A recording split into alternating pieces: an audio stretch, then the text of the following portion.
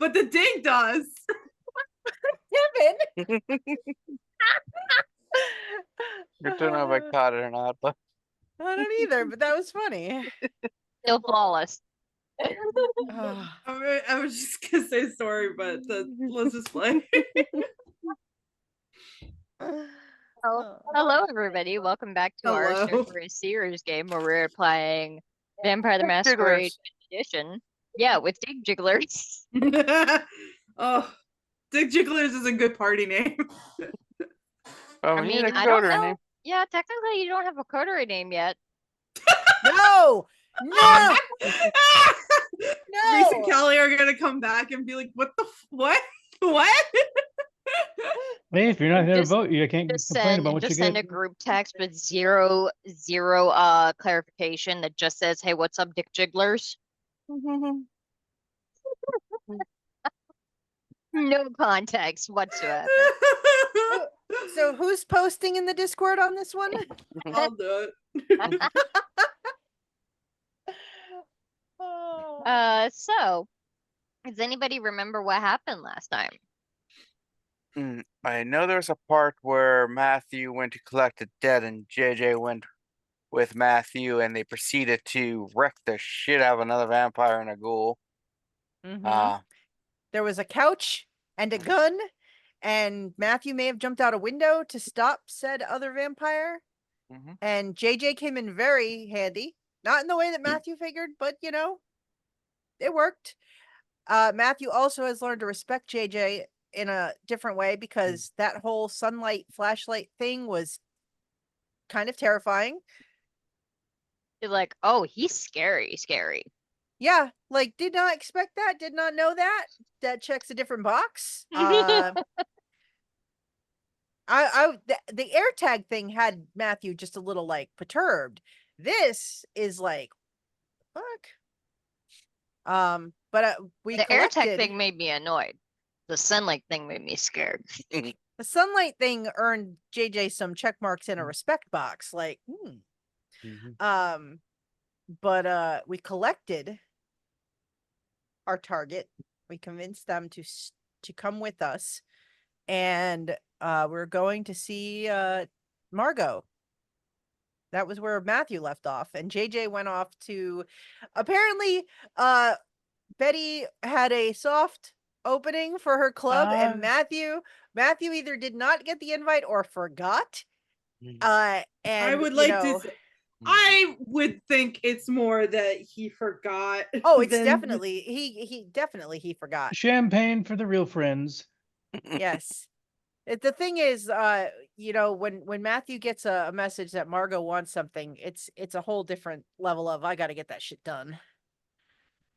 But yeah, so that was what Matthew did. So I don't know, and you know, I don't know what JJ did after he left or what Leon was up to or Betty, but you know, there you go. I think JJ might have been going to the soft opening when he remembered that he also forgot that there was a soft opening.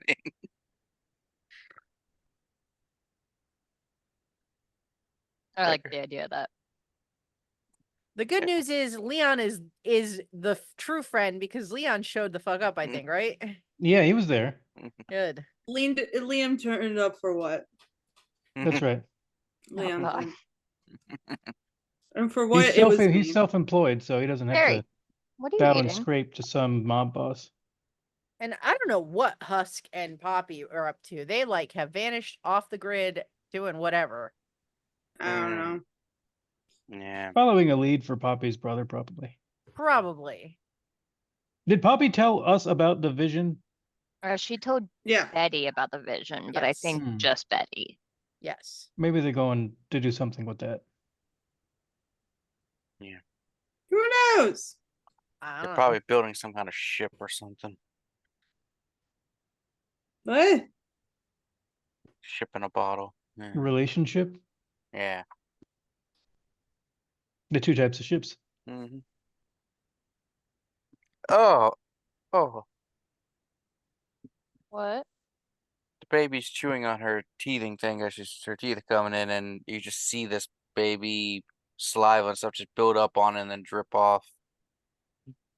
Yummy. Yeah. It's basically like watching a dog chew on a bone, but one of the really slobbery dogs. Yeah. Yeah. It's okay, Leilani, you're good. You do you.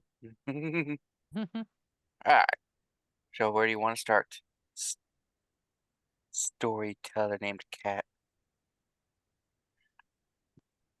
There was somebody that was helping, and I can't remember who it was. Oh yeah, who was that? A new in town. Yeah, they were new. They were looking for information and it was a kindred named Owen, That's it. who had been seeking asylum because he apparently embraced without permission. Hmm. Yeah.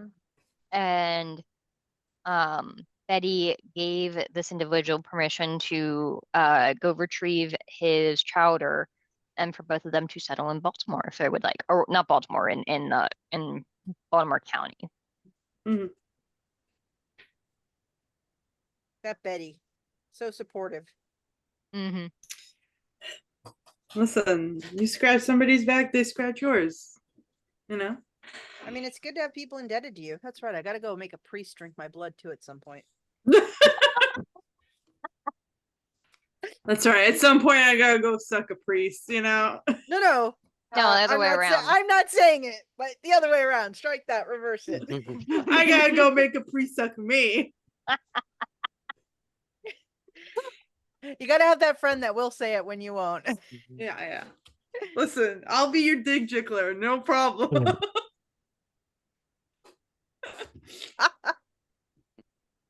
So I'll say that we can pick up with Matthew taking their prisoner Clive back to Margot. I think was it just Matthew and Kincaid taking him back? Yeah, JJ had peeled off to go to the opening, so Oh, it that's was right, just yeah. the two of us in the borrowed vehicle from the campus. Oh, that's right. Yeah, you hotwired a vehicle.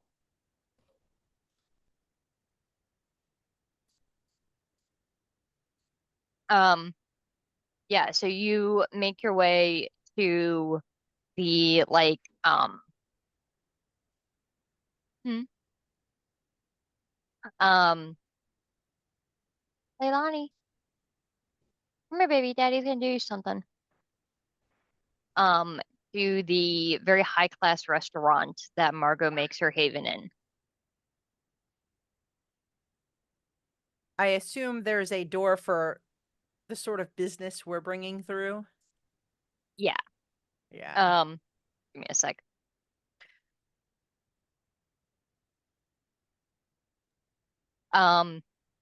Yeah, so when you were here the last time, I will say they showed you a basically side door. One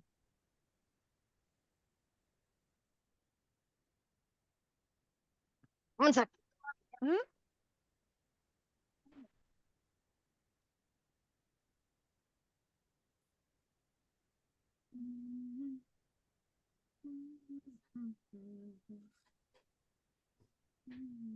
Sorry about that. No worries. Yeah, so you go through the door and up the stairs to the room that you had seen Margot in. I'll say you do see a handful of those like staff wandering around. That had, I believe, all been dressed completely in white. One of them sees you and then rushes ahead to the room where Margot had been. And another one sort of leads you this way, sirs. Sort of like looks over at Clive, who is. Did you guys stake him or did you just like cuff him? I think. We Or just zip got tie. we just did the zip tie bit. We didn't. That's right, yeah. He agreed to come with us, so. I mean, yeah, his other option was get face full of sunlight. So. That JJ. When you guys are led into the room, you see her as you had before, sitting in the same chair, smoking a cigar, drinking something very red from a wine glass. and reading a book.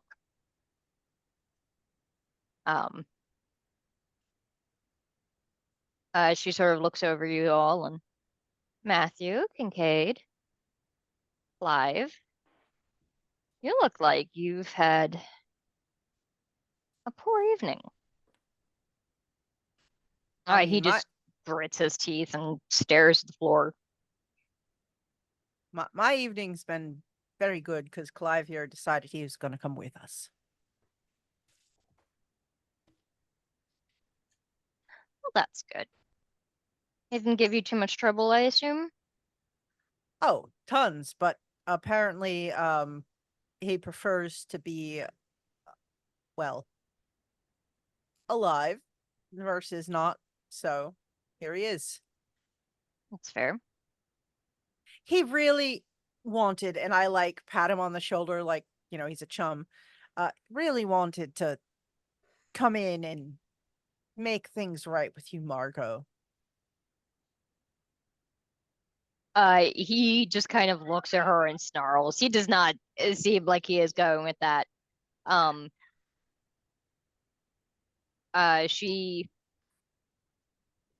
I'm distracted. Kevin's playing with a baby. It's all right. I imagine Margot would be like, a little distracted and dismissive of our little crew. She sort of gestures you guys to come forward, and looks at Clive and says, "Kneel." Does he? He does not. He straight up, at first you see him just bare his teeth and then very softly hear a small growl come from him. Can I do that thing where I put one of my feet behind his knee and Absolutely, yeah. Yeah, you kick his knee out and sort of dropped him to the floor. And she stands up and walks over. She says, "Well, seeing as how you can't be bothered to pay your debts apparently, I suppose I'll take service instead. You were to serve me for the next year." And she looks at the two of you and then takes a big swig of her wine glass before pouring it onto the carpet in front of him. And then takes a napkin out of one of those cloth napkins out of her pocket and delicately dries her lips and throws it at him. "I want that spotless." So, Matthew Kincaid, I believe there was a previous discussion of payment, Kincaid. I can see that you are given your due. Matthew, I don't think you and I had this discussion just yet, have we? No, ma'am. I assume that, you always treat me so fair that we don't need to negotiate these things up front. That's fair. I suppose I could do a year for a year. You've given me a year of service from our dear Clive here. I can give you a year off of the payments that you owe me. You are too generous. I think I could use an extra hand around here. And she just sort of like knees Clive in the shoulder hard as she passes by him. So are two of you interested in feeding? I have a handful of meals on hand, or I do have the bagged stuff as well, if that's more your style. I'm more of a straight from the source type of person myself. I noticed the bags lately don't really satiate my hunger quite as well as they did. Yeah. It's a problem that becomes more and more an issue as you get older. I don't see it as such a problem. It just means if I'm still around to deal with it, that I've earned another year, 2, 10, 100 of life. Mm-hmm. I mean, if I end up dead, well, won't do me any good anyway. That's true.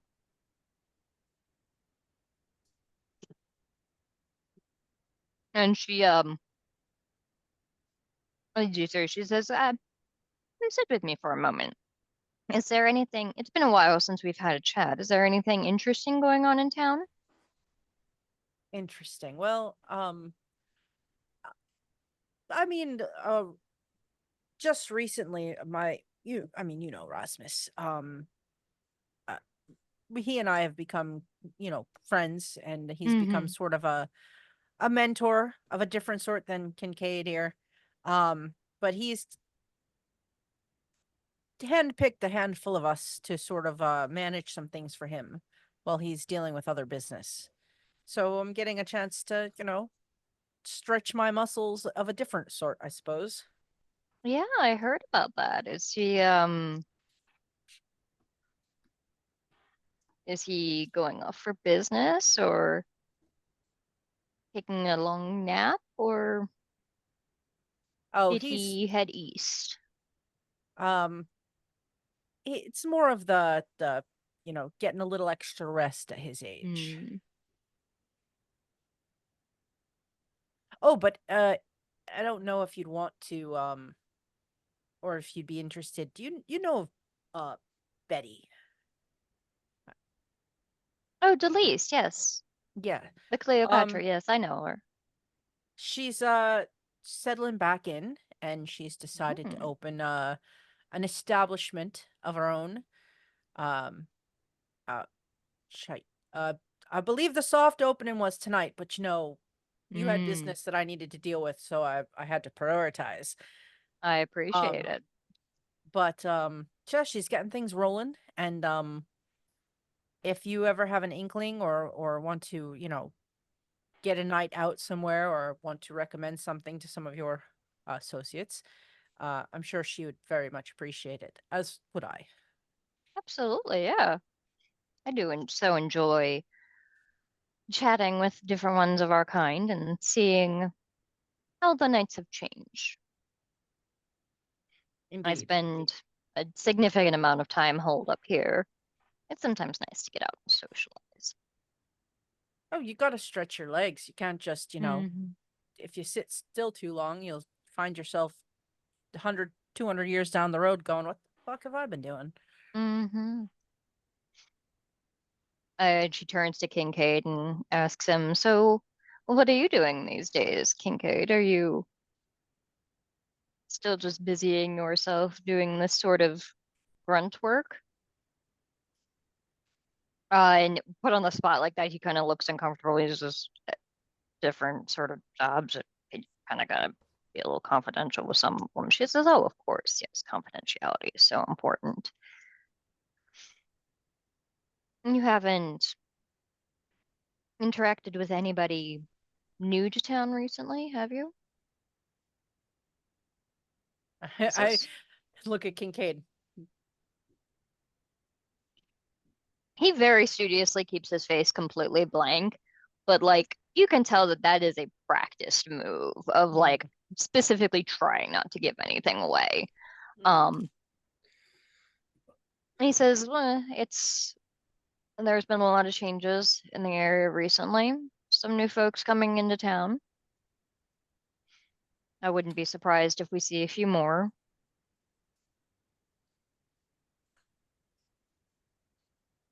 Any troublemakers, or is it mostly you get like the gist that they're just transplanting themselves from somewhere else to get to go on something new? He sort of looks between the two of you. In my experience, more new licks trying to find a new environment, remake themselves, as it were. Hey, you know, every now and then you gotta scrub the slate and start over. Especially if you fuck up somewhere else. I mean, unless you're like me and you've got this wonderful person who's helping you get back out of the fuck up. And I give Marco a wink. She giggles and goes, indeed. Ow. Baby, you got cereal right there.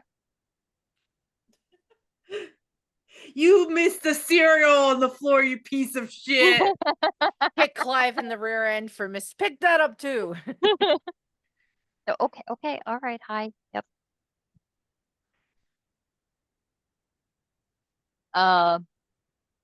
Yeah, but I'll say that she oh, okay, fine. Here, do you want some dinner? She chats with you guys a little bit more before she lets you know that she has other business. I will stand up. I give her a dignified bow, and if she extends her hand, I kiss her hand. It was, yeah. And then I will look over at Kincaid and give him kind of like just a wry little grin, like good. And then I'll say, and since you offered so kindly, I will before I leave partake of a snack. I'm a little peckish. I'm at 3 hunger. Oh boy. Okay. So, she does have the blood bags, but she does also have a handful of staff that are able to serve as vessels if you are interested. I don't know. Do you have a feeding restriction that means that you can only feed from criminals, or is that just a preference? That is, as far as I know from my build, I just made it a preference.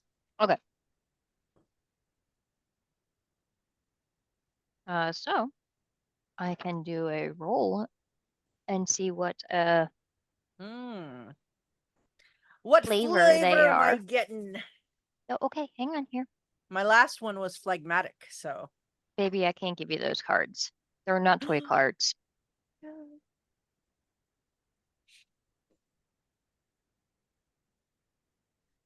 Matthew thinking to himself, oh, Betty will be upset I didn't show up, at least not until late, but I could tell her I pitched the, place to somebody who's got some influence. So go ahead and roll me a d10. D10. All right, let's see.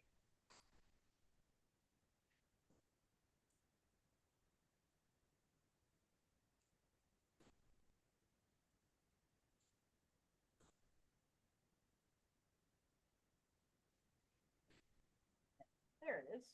All right. Here we go. 4. All right. That is melancholic. Ooh, interesting. Tasty. And that puts me down to 1 because I am not going to eat them the whole way. Margot will kick my ass. Yeah, she kind of likes to keep the ones she has around. I mean, also it's messy to have to clean up if I fuck up like that. So that too. I don't see a dumpster handy. I will say as you're heading out, Kincaid goes out as well because I think no, he drove here. I think he left his vehicle here.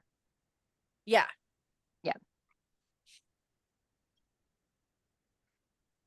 So you guys head out at the same time.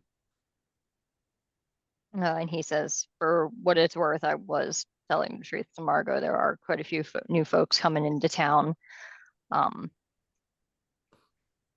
Most of them are just starting over, trying to make a name for themselves and get out from the heads of from other people or look back. But some of them are a little bit more not team players as such. So we might have a little bit of trouble moving into the neighborhood. Perhaps, yeah. All right. Well, if I hear anything, I'll let you know. If you hear anything that would be important to myself, and also the new situation I'm sort of found myself in, let me know. Especially if you know if you hear anything that is descending a little bit more than we'd like. You know what I mean? Yeah.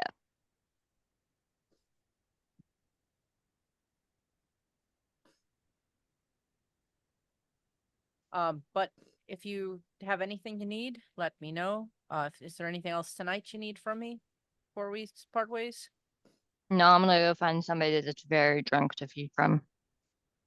fair enough. I'm going to go make an appearance before it's too early. Because I think that I'm going to get my ass kicked by another lady tonight. I forgot about a certain soft opening of my friend's establishment, and not that this wasn't priority, but she's not going to see it that way, so I've got to go and handle that. Enjoy. Trying not to make a habit of it. I'll enjoy getting probably backhanded and sort of a cold shoulder for a bit, but He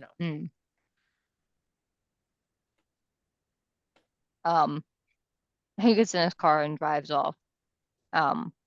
Meanwhile, I believe JJ was heading to the soft opening.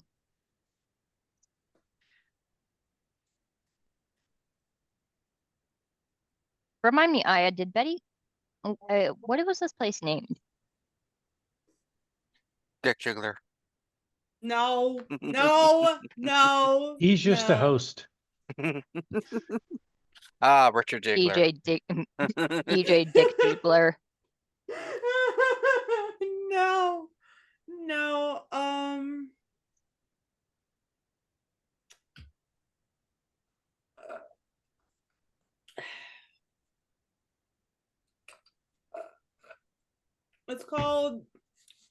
It's called D-Day.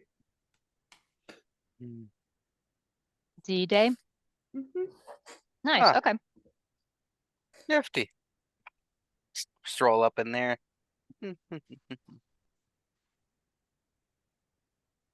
Bloody Hotman. Bloody-o, I hate it.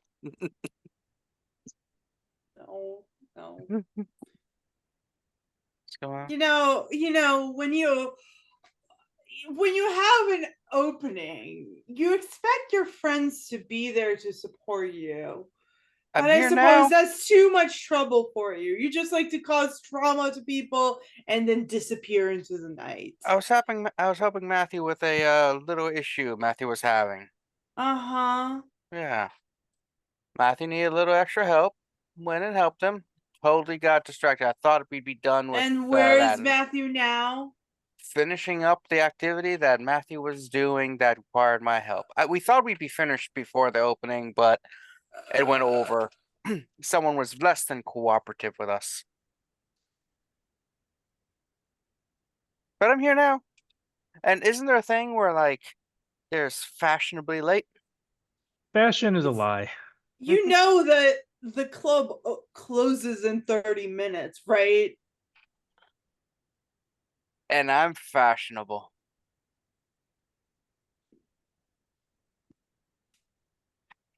We got distracted. Sorry. It won't happen again. Next code opening, we'll be here. There's gonna have plenty of clubs. Uh-huh. You can have so many clubs, seals will just run in fear of you. Hey, that's not cool, man. Yeah, sorry. So how was the code opening? Having a lot of people? Yes, a few. I need to get some more social media presence. No, we have that. I just think that the right clientele hasn't gotten word of it yet. You put up you know what I'm saying. You put up the sigils and everything around town? What? I think Kindred sigils? It's a blade thing. It's actually in Vampire 5th edition now too. It truly is. Okay. Yeah. Well, I mean, I guess they didn't get Blade wrong. Yeah. Blade is very Life accurate. imitates art. Yeah. Yeah, like advertising.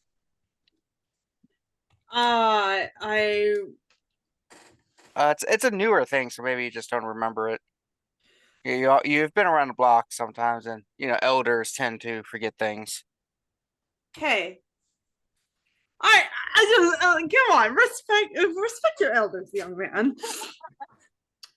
But yeah, I'll put word out once you actually Now, a cold opening means you're just open now, but it's not the big like celebration with the tents and the clowns and the wave of the arm guys, right? Hey, man. It's not gonna not that kind of joint, my dear. But yes, it is open. I think that we need a couple more finishing touches, including some wards on safety precautions. But other than that, I think we're pretty good. I have recently been communicating with some of the trimmer people. I can go talk to them and see if they can do you a solid. Well, that would be wonderful. Yeah, I was gonna have a meeting with them in a couple of days to discuss some mutual blood magical things. Excellent. I would really much appreciate it, and I will forget about this kerfuffle. I don't know this kerfuffle, but I said here. Water under the bridge. Yeah, water on the bridge, off the duck's back. Both of those, yes. Mm-hmm. All right, Leon. Please go and join yourself. There's drinks. Just make sure to pick from the right bracelet and music and lots of places to lounge about. What kind of music tonight? I think I got like the. I think I got like the band that like plays country, but they like said that they'll do jazz. Can't remember. Oh, it looks like they really like blues though. But okay. They listen, they were really hopping off with some big band stuff before, but you came at the very end. This is their cooldown set. Yeah. Yeah, that's fine. They play when they want. Yeah. I'll come back and you're open. This is only a weekend club, right? Or is it like 7 days a week? It's it's a 5 days a week, just not on the weekends. It's Monday, Tuesday we're closed. Oh, okay. I was gonna say it's weird to be closed on a weekend for a club. That's when everyone's No. It's open on the weekends. Yeah. Okay. So my people can still have a weekend, Monday and Tuesday. Yeah, nobody wants to go to work on Monday. Yeah. Exactly. There's an entire series of cat comics about it. Yes, Garfield. I know the meat helmet. Yeah, he came first. Mm-hmm. That's sort of. But yeah, let me go walk around and see if there's anyone cool. Is there anyone cool? It's a jazz club. Everyone's cool. Everybody's cool as hell. Yeah, there's a few. I'm trying to remember who I said was there. I think you said our friend from the gas station was there, the Nos. Mm-hmm. He didn't like me. Shocking. My herd is there. Mm-hmm. I go up to the bar and be like, "Hey, bartender, what's up? Hi. What can we get you? What you got?" Well, pretty much anything that you can imagine. Really? I do all sorts of mixed drinks, and looks over and I assume sees your band that indicates that you are kindred. We also have Rainbow. It says VIP on it. Come on. Things on tap if that's more your style. I would take a special Bloody Mary and whatever dark beer you got on tap. All right. If you've never had a Bloody Mary and a dark draft beer, you're missing out. I don't like either of those things. Same. Bloody Mary is just, adult version of V8. I don't like V8 either. V8's only for adults. No, it's for babies too. Tell our toddler. Oh. She loves V8. It's weird that kids like vegetables. Yeah. It's good. It's weird that I didn't actually. Maybe I should have. So when she was very young, our pediatrician told us that she should eat everything we eat, and we took that to heart, and she does. including my dinner. Once you got your solid foods, that is. Obviously, beforehand, she only fed on liquids. My nieces love vegetables. It's like almost all they eat. Nifty. So, yeah, so I just get my drinks, but hey, there's blood on my Bloody Mary. It's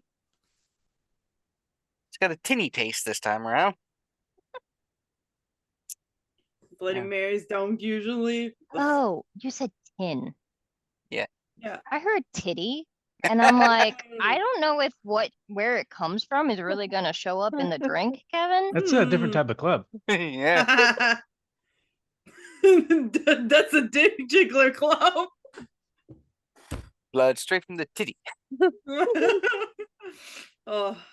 That's it. Matthew's gonna open his own little dive bar called Jigglers. I don't know what's jiggling, but he's gonna do it. I just imagine Jello shots of blood. That's just called black pudding. Yeah. That's what I'm sure. Not bad. So how's things going? Bartender? You're good. It's been kind of hopping. I know that Miss Betty was a little perturbed that more of her friends didn't show up. I'm glad that you at least made it. Well, a couple of us were at some activities to do that accidentally popped up. Yeah, you gotta do what you gotta do to get money. Of course, yeah. Besides, it's just a cold opening. It's a grand opening that matters. Yeah, I think she was just kind of like a little nervous about coming back and opening things up after so many years. I'd be nervous too, be out of touch with reality and might be a little rusty on things. But, it's like riding a bike. You get used to it once you start again and it all comes back to you. Yeah. Like you haven't done anything in a while and then you start again and you're just like, yeah, it's like, or playing video games. Like the other day I was playing with a friend of mine. There was old school Mario Kart and I just didn't think I'd be down with them controls on that old N64, but came back to me. Then we did GoldenEye and I just, of course, I always play Odd Job because I'm a cheating bastard. So, yeah. That was a good game. Name's JJ. What's your name? Anna. With 2 N's? Nowadays, it's hard to tell how people spell their names. Well, I mean, Anna's there's quite a few different ways to spell it, but yeah. Yeah. It's actually short for anniversary. So, since you know about this stuff, who do you work with or for? Or is he just like a freelancer? I work for Betty. I just recently showed a little bit more of what's actually happening. How's she treating you tonight and other nights? Good or Great. like? Yeah, she pays amazing. The health insurance is incredible. Like we get our 2 days off. We don't get the weekends off, obviously, because we're here. But well, nobody likes Mondays and Tuesdays. that's true. Yeah. Well, anyway, if Betty does start becoming a little bit bad and hurtful and stuff, there is help for people in your situation. Oh my God, Kevin! Is this an intervention? No. There's stuff you don't understand. She's bringing you into Earth stuff, but when you get certain deep, things can happen. So I just want to look out for people like you. But as long as she's, she's not gonna like hurt us, is she? Oh, better not. No. It's sometimes the kind can be a bit unkind, and you might be like, wow, there's some people coming to this club who are way too bad, and you might need to find a safer place away. It doesn't always happen. Betty, I'm sure will keep everything secure here, but just in case. Okay. Turn my coworkers and my workers against me, you piece of shit. And also, and now that's for the look around. That's for the special side of things, because they are predators and stuff. But on the other side, if you're looking to form a union, now I'm sure Betty will have no problem with that. But if you're having some issues, I do know some people who can help you with unionizing. They already have a union. I don't actually know how that works because I feel like a union has to be created by the employees, right? It sort of does. Yeah, It's I they don't get know that together they've been and form. around long enough for that. But I just mean, in case. probably Sarah started look. Now Betty could hire Betty union suggested that work. Sarah started, Yeah, Betty could find a union of bartenders and stuff and hire from that union. Yeah. So you bring them in, but just in case.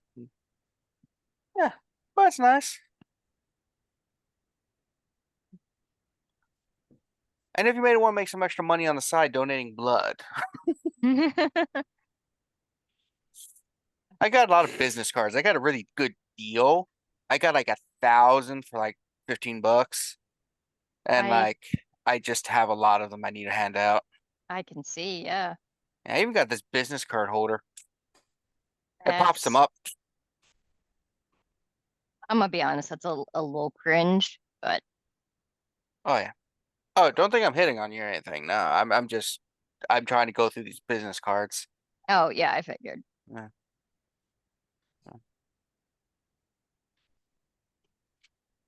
Anyway, I don't know if Matthew's going to be here. There should be en route. I don't think it's about after that awkward conversation is when Matthew rolls in.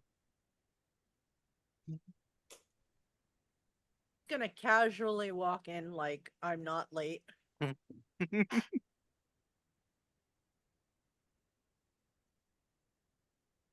see JJ at the bar. I'm gonna walk over and pull up a chair next to him. Hey Matthew, buddy's a little not the happiest that we were a little late. Oh, I figure I'm in trouble. It's all the right. bartender makes herself scarce. Oh no! Before you go, something for my friend here. They got the best Bloody Marys. I'll have what he's having. Okay. Of course, the same. Drink a little Bloody Mary, a little Guinness. Little Bloody Mary, little Guinness. I will be throwing up the Guinness later. Yeah, I still gotta kind of do that a little bit. Sometimes it doesn't digest properly. I'm also lactose intolerant, which is really annoying when we're one of us and it still hits you sometimes. Nothing happens, but you still get that upset stomach and feeling sometimes. Or I do anyway. It's really weird. So do you have to feed from people that are lactose free? No, I just if I eat cheese and stuff. Does lactose go directly to bloodstream? I don't know, it's weird. I don't know. I can't see why not. In real life, lactose can change your breast milk, so. It's just weird because just a simple molecule. My systems are mostly alive but not alive. Can you fart? Yes, I have done it. It's not a constant thing, but it has happened. Yeah, Matthew, really you asked that, and the bartender is fucking gone. Yeah. It's I'm out. I don't want to be here anymore. I still have also, I know you probably haven't experienced it in a long time, but I still occasionally woke up with morning wood too. It is I thought that would end after becoming one of us, but no. Plumbing still apparently works. Don't get much use out of it, but it's really awkward. Matthew The look now of looks a little horror uncomfortable. You have a on wife? Jeanette's face. I love it. Yep. No. And I'll do a quick glance around the room, and if I see Betty or Leon, I'm gonna be like, "Hey, come save me." Hello. Finally showed up. Hey, Leon. How's it going? Turns I out had a- JJ's superpower is just making everyone uncomfortable. That's a new discipline I've developed. I had a little bit of business that came up last minute, and I kind of conscripted JJ here into it, and but we finished in time to make an appearance. Yeah. I still have to introduce Betty to Siobhan. Betty doesn't talk to you. She just ignores you. Hi, Betty. Love the place. It looks amazing. Love you, darling. She's real mad. I think she's mad and disappointed in you, Matthew. For me, I think she's always disappointed, so she can't get that mad. A low bar. Yeah, it's like Yeah. can't That's why get you much. don't get any wood. And after a while, I'm gonna have to do something nice for her. she was from the she grew up in the 1940s and 50s, so maybe she'll like new. I would say normally like a ironing board or something, but Oh my god. because she likes clothing. Are you trying to get me killed? She's really fashionable, and she probably likes to have the good vintage clothing, and you don't just throw that shit in a machine. I'm gonna think that Betty's got somebody to take care of that shit for her. JJ comes from the time period after dry cleaners. JJ is still very much a thing. It's still very much I'm a just thing. saying, Betty just seems like someone who would like to do it on her own too, because she likes that precision and skill kind of thing. But maybe tickets to see Cabaret. Who doesn't like Cabaret? Was that a musical? Yes. That must be the longest running musical on Broadway. Oklahoma was the first one. Like a Broadway musical, but like, what are you like? It depends on also what you're calling a musical, because I don't know. Yeah, some of them are technically operas. Because like minstrels are also like technically a musical, so like but Cabaret, she might enjoy it. I hear it's fun and exciting and a happy one, right? Or she'd like Phantom of the Opera. Les Mis. Who can't say anything to Les Mis? I fucking love Les Miserables. Yeah, I really like the one with that came out a couple years ago with Russell Crowe. Yeah, one of the best singers in the whole thing. My hand Top 100 twitches on for the sure. bar. I almost want to take a swat at JJ, but I don't. Yeah, I just give him a really bad scowl. The reason a lot of people dislike it, I think, is because the director insisted that they sing while they were acting and stuff, and not like post-production kind of stuff. Which, when you're trying to act while also singing in a movie environment, it's a lot more difficult. That's because singing is unnatural. Why would it be unnatural if you can sing like you just sing? So it should be a natural thing that people can do.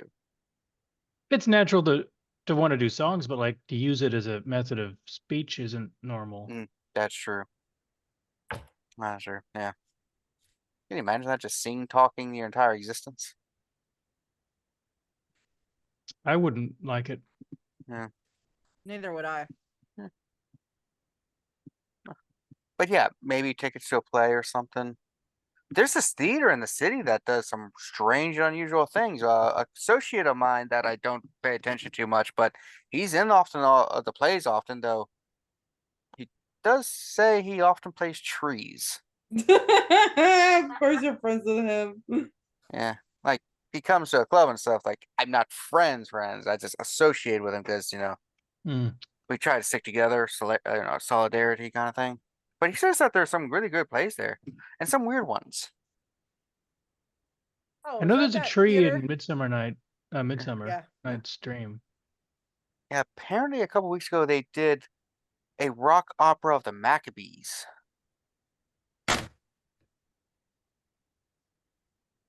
I don't know what any of those things are. She would. And it's kind of like I think they were saying it's like the Jewish not passionate, Jesus Christ Superstar kind of thing, where you take a story and make it rock and everything. I hear it's really good. Like, apparently they turn the lights totally off for like the 8-day kind of thing, and yeah, that's cool. Maybe take Betty to that. I'm sure she'd like it. I mean, it's your idea. You got to do it. Well, Matthew's the one trying to make amends. Hmm. Oh, I mean, I just want to do something nice. Or take Betty out and just break some legs. I'm sure Betty would really like to break some legs. Is that a dancing euphemism? No, just break legs. No, but I heard they do break dancing at the Olympics now. God damn. That was horrible. Oh my. Sorry. I've seen the videos and it's just like, why? Aren't they the best in the world at it? Wouldn't it be good to watch? You think? Wouldn't it show mastery of body that is required for Olympic It's events? not great, and like the fact that like somebody took off the music or they didn't have any music, and you just hear like and like music squeaking on the floor. Oh yeah, you need to have music. I mean, Yeah, so if for those at home still watching Paris 2024 Olympics, the Australian female breakdancer, worst breakdancer I've seen. And they were the best Australia could send on the female side. It was pretty rough. Yeah. Yeah.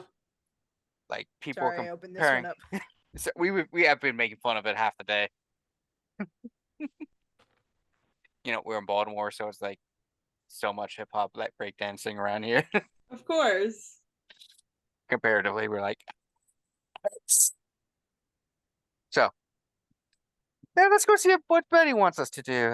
It's gonna be closing, but maybe she needs help. That's one thing we can do, Matthew. Help break things down.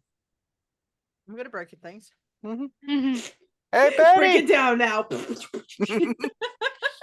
Break dance. Let's see what who's among us can dance? I bet Husk is a really good dancer. Mm-hmm. Just get him a cardboard box sheet. Right. He was from the 80s, you know. What would we have to roll to see how good we dance? Performance and something. Dance sounds like it would be dexterity. Oh yeah.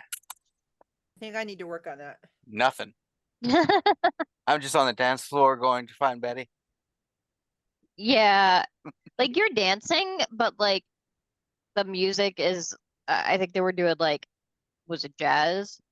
Yeah. And you're not dancing in a way that makes sense with with the music. DJ, is your leg broken? Yeah, Matthew did it. No. I can't dance too well. All right. Do you need some help? Oh, sure.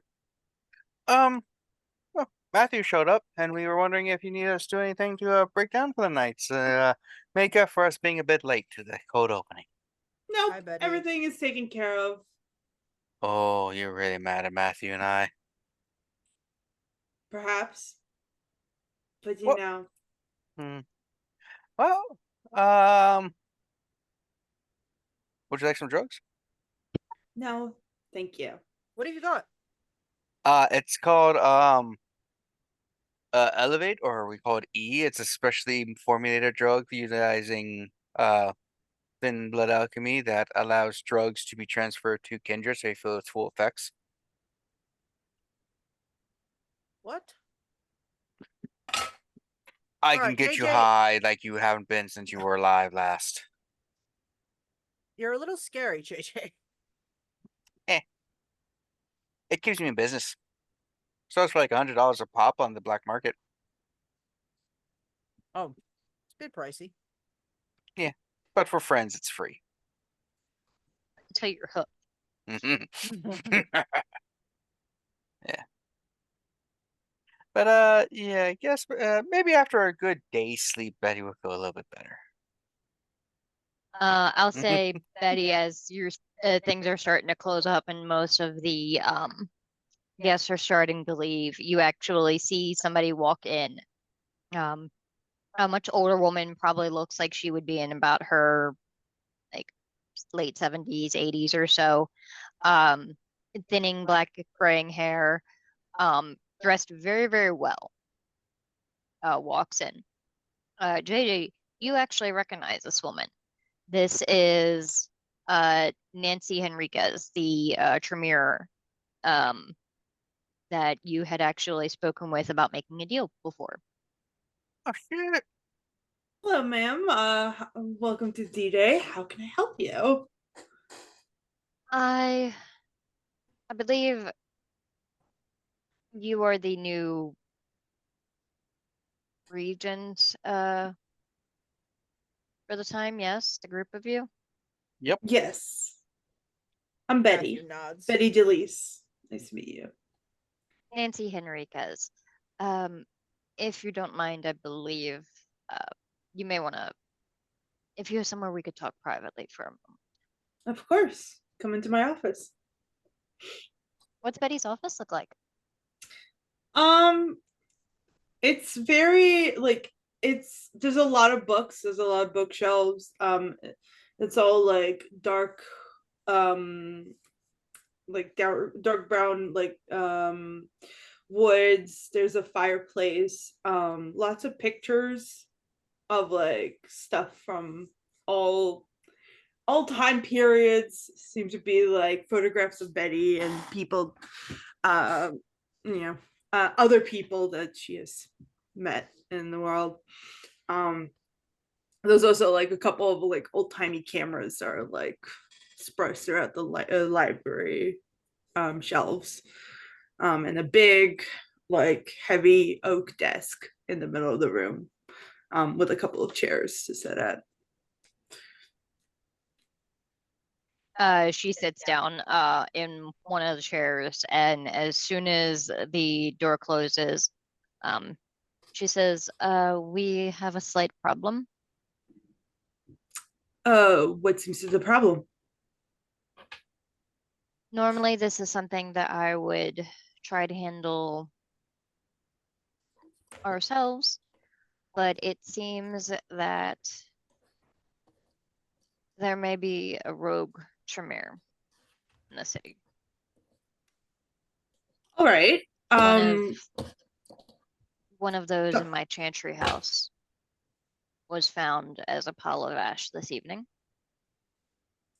And in the course of our investigation, it appears that they cleanly sliced through our wards using sorcery of their own. Right. Ooh. Is there anything that was stolen? At the moment that we've seen, no, but activated? The room that my clanmate had been in, he was a bit of a collector. Mm-hmm. We have not had time at the moment to inventory every single thing in his living quarters. There is a chance that there's something missing that he never told us about, that or that we just haven't found. Right. Okay. Who is this person and what did they look like? Any context that they might have?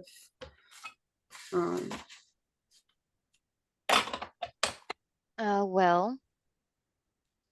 And I would very much appreciate it if you looked into what might be missing a little bit deeper. Of course, yes. This, as I said, I normally would handle this in clan, but our initial investigations show that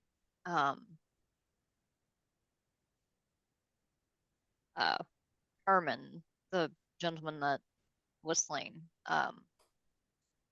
Herman Florence, that he may have had contacts with the Black Hand. Do I know who that is? You guys know that the Black Hand is another name for the Sabbat. That's the word. My brain just okay. immediately shit the bed. I figured. Okay. It's fine. Well, that's no good. All right. I will try to take a look. If you have any pictures or anything like that of this person, we'll try to take a look at that. I'll say she actually reaches into her bag and probably has what basically accounts to what looks like a dossier on this guy. Okay. It's like a picture of him. It's got his name, any known addresses. I think I'll say there are 3 addresses listed. One is starred as probably a haven. A handful of like known associates, none of which stand out really. And then let's see what else would be on here. Estimated date of birth and date of embrace. So it does have a range on there. It's not a perfect one. Right. She says I tend to do my research on anybody that is accepted into the chantry. This is very thorough, so I appreciate it.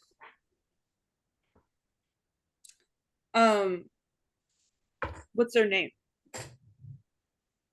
The name of the guy that was killed. Is it the guy who was killed that she gave us the dossier on? The person She says that was... she says I don't know. That's part of the reason that I've come to you. Every spell that I and my kin have done has showed us nothing. Every vision we've seen just asks more questions. So you don't know which one of your chantry did it? I don't know if it was one of ours or perhaps someone else. Understood. Like I said, some of the changes to the wards that I had seen, they have a bit more of the flare and the telltale signs. I've had interactions with those in the Sabbat. It's been several years since I've encountered any. It was, I believe, a few years before you left town, Betty. Right. During the Sabbat attack in the early 2000s. That was fun.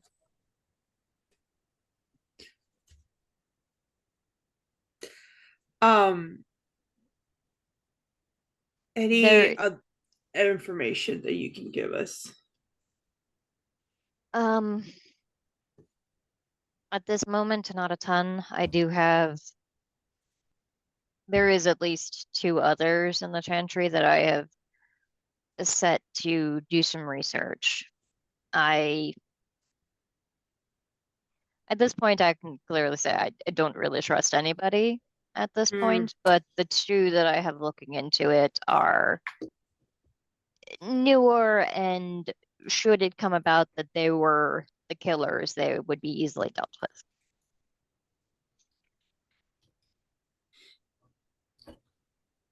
Right. Okay. She looks over at JJ. I know that you had shown some interest in learning some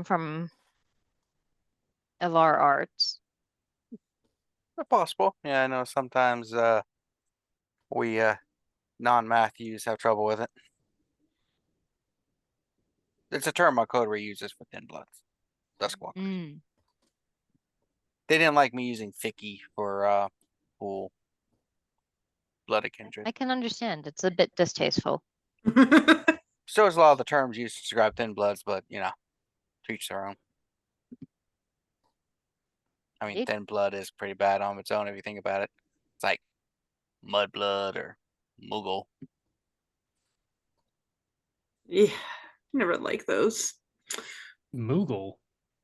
Yeah, character from Final Fantasy. So distasteful. It's a new opinion. Kupu, Kupu. Kupu my ass. We may discuss this later. See, Leon is of a finer breed. Mm-hmm. Yeah, so let's go and start the investigation. How many more hours into sunrises? It's getting really close at this point. She's basically walked in as you guys were closing up. She does say, obviously I know that the evening is quite late at this point. This would probably be something to be best be handled tomorrow. Well, funny you should say that. Where did this happen? And as long as you don't have stuff that prevents me, I can start investigating a bit early. I am, as they would call, a day walker. Yeah. Indeed. I'm only half as cool as Wesley Snipes, though. Oh. Once I cheat on my taxes, then I'll be fully cured. Yeah. You gotta go the full get the full experience. Yeah. She does give you another piece of paper with a name and a phone number written on it. Mm-hmm. The name is Dante Blackwood. She says this is the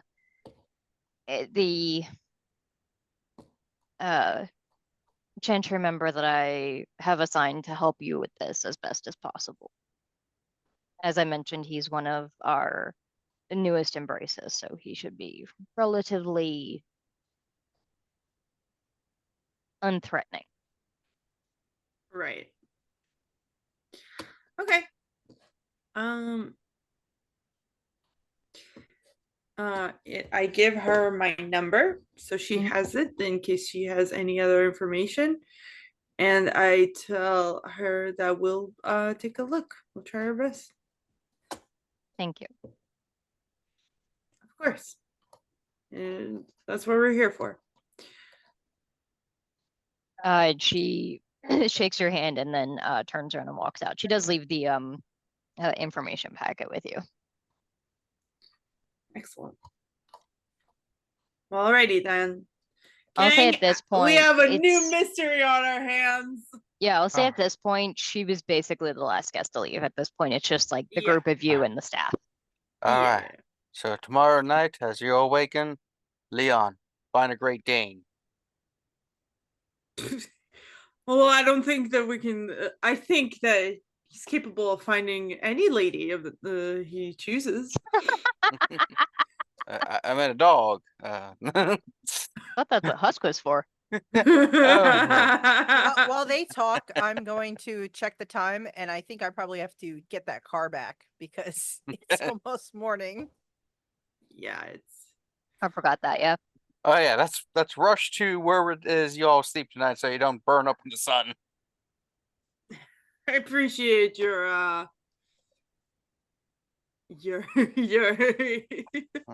think you were setting this place up to have at least a handful of like emergency haven areas. Yeah. It's not perfect. It's not as secure now. No. Kev, do I have any drinks over there? No, I can run up and get you one. Okay, maybe yes, if you don't mind. Yeah, so you guys make your way back to, are you guys going to your individual havens or all going to Rasmus's? Going to Rasmus's, you can hop in the car because that's where I'm taking it. Yeah. Yeah, we'll probably go there. I mean, if it's so late and we're gonna be teaming up in the evening.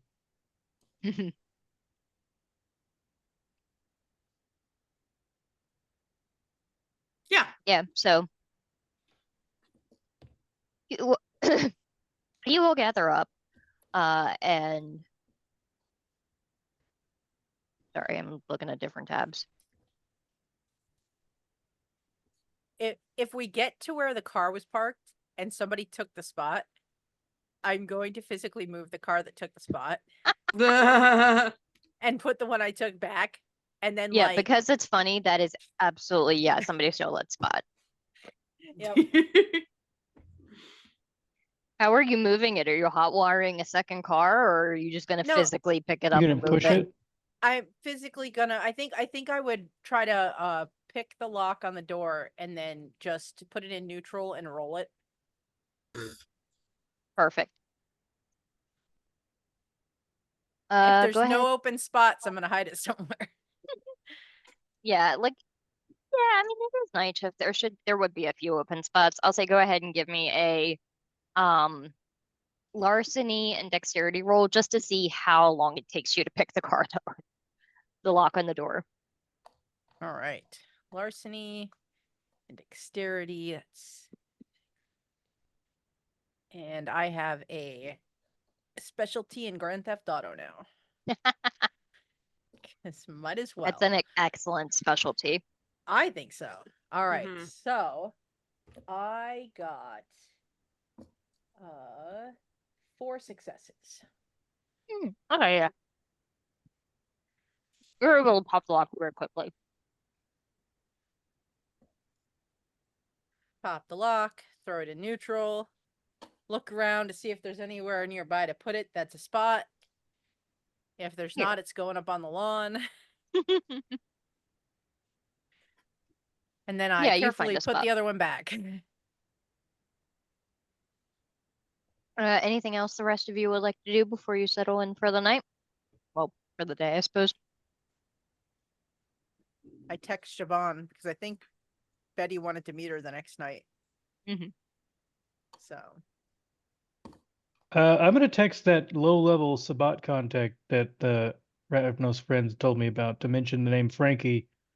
I think you said his name was Armand. I think I'm Malkavian, who was at the big music place, That's right, yeah. to see if maybe he would be interested in, talking about what may have happened there from a different perspective than we've had so far. There's no rush Okay. on that, so I'm just sending a text before Mhm. dawn. Okay. Was JJ going to do anything while the rest of them are sleeping, or are you just gonna take rest as well? I know the location where this happened, correct? Well, you were told that it happened at the chantry. There's yeah, like I'll say that yeah, she would have given you the address for the chantry. Wait until about like 9 in the morning to get myself some sleep. Wake up groggy, like, shouldn't have had that cheese omelet. And drive over to the chantry. Okay.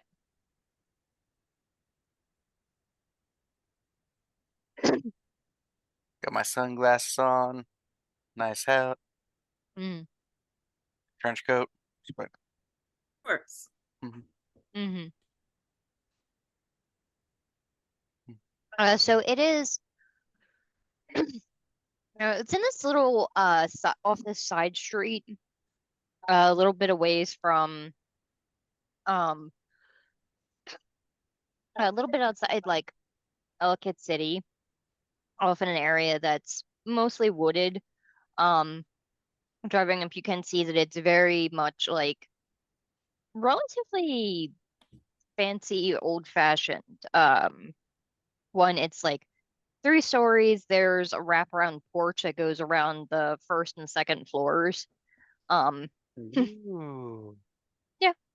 I see like I'll say 3 cars parked and then like a detached garage that possibly has some other stuff.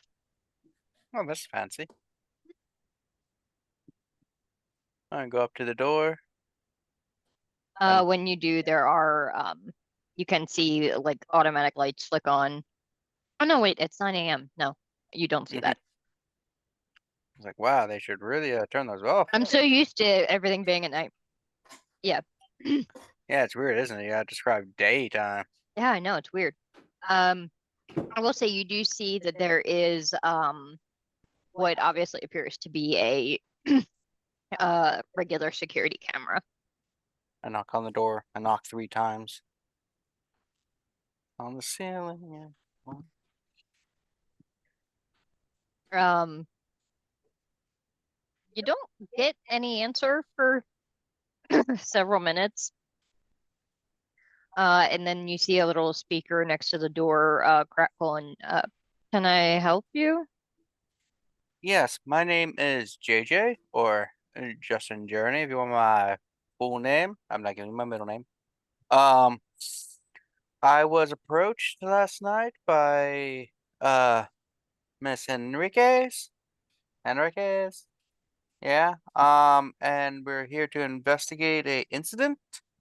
I decided to come earlier just to, investigate as early as possible so we don't get things too cold, so to speak. She should have told you about me. Very well. One moment. So couple minute, like a minute or two passes, and then you hear the lock click, and this odd sort of sound that almost sounds like a bell that's like muffled. And a second later, the door opens and you see this man standing there, bald head, wearing like a very subdued looking suit. Hello. Hello. Sorry, Yeah. I was informed to help you as best I can. Obviously, there are several aspects of the Chantry House that I cannot grant access to until the masters are awake, but So you're their ghoul, I'm assuming. I am, yes. Mm. You may All enter. Thank And you. he moves out of the way to let you in. Oh, and I'm not one of those. I can enter if I need to. Always polite, just to be sure. Yes. So, And he closes the door, and you see he moves his hand, and there's like a shimmer of some kind of ward go over the door. fancy. So can you take me to the room where the ash was found? Absolutely. He leads you through the house, and as you're going, you can see like there's these separate rugs that go through the through each hallway, and even though they're different patterns, each one it almost feels like they're repeating. And as you're like going down one hallway and around and back up, you're starting to like kind of lose track of where you are in this house. It feels like you're moving through more space than this house should contain. Ooh, you TARDIS this place up. It's something like that. Yeah. Fancy.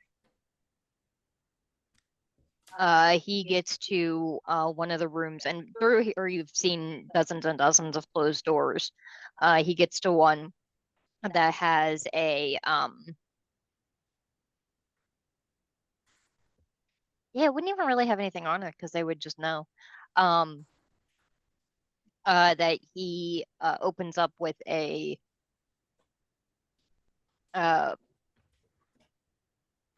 yeah, that he opens up and shows you in.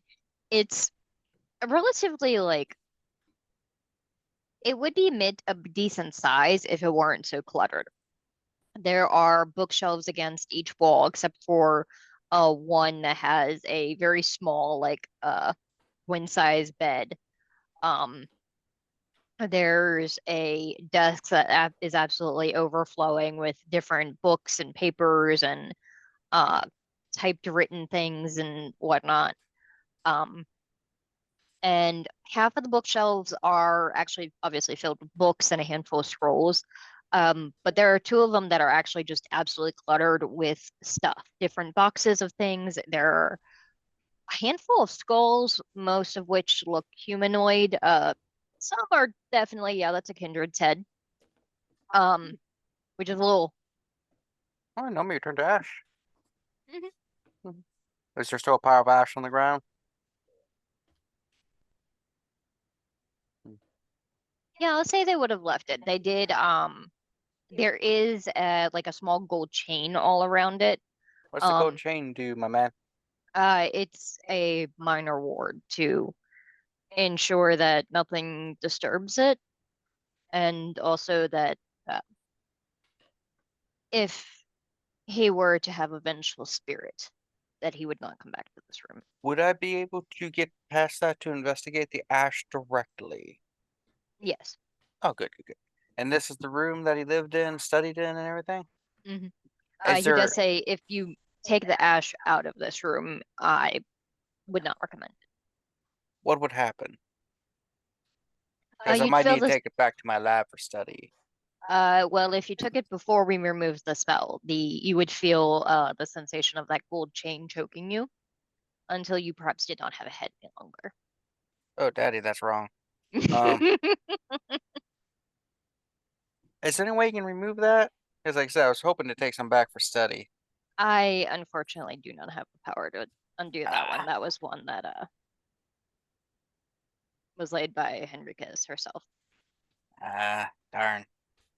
Okay, and this is all of his personal stuff of the victim. This was all of the stuff that he had here, all of his possessions here at the Chantry. He does have, I believe, 2 other properties that we know he frequented. Those we have investigated, but didn't find anything useful there. Well, if you give me those addresses too. Also, any of this stuff warded with a "you touch it, my skin will burn off" ward? As far as I know, no. He does have, like I said, there are quite a few things in here that he acquired on his own travels or before he came to the Chantry. So creating an inventory to discover exactly what may or may not be missing is going to be complicated. Nifty. Alright, I'm just going to do a cursory investigation before things get cold, as they say, and then when later tonight my coterie can come in and do more thoroughness. I'm sure one of them is really good at investigating the occult. Sure. Mm-hmm. Who would that be? I don't know what you're talking about. I think it's Husk. That makes sense. Right. I think Matthew's Grand Theft Auto would really come in handy here. Yeah. So Husk has unplumbed depths. It's true. So I started investigating, trying to figure some things out. Like just see if anything stands out to me as an outsider looking in. Right. That sounds like it would be a investigation and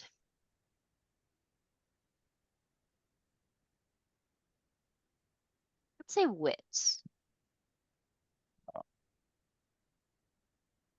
Yeah, like just looking at everything, not really like going through anything and touching it deeply, it would just be based off of wits. If you were to like pick up each individual thing and investigate it, that might be more like intelligence. I would do that one. Okay. Since I have a couple hours. Mm-hmm. Hold on. Let me redo my numbers. I think I pulled up an extra dice. There we go. Damn. Sounded like a lot of dice. Yep, willpower time. Can you blood search?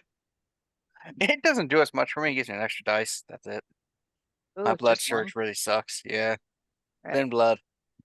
But that was actually a pretty good roll with the thing. Where's the superficial? Boop. Oh, yeah. That is 4 successes. Okay.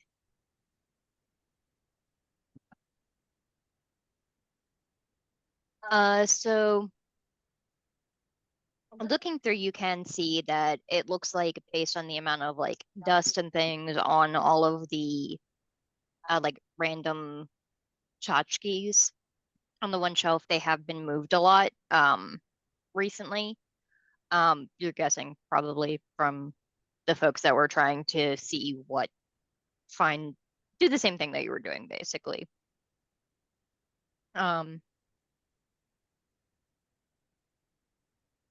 You do find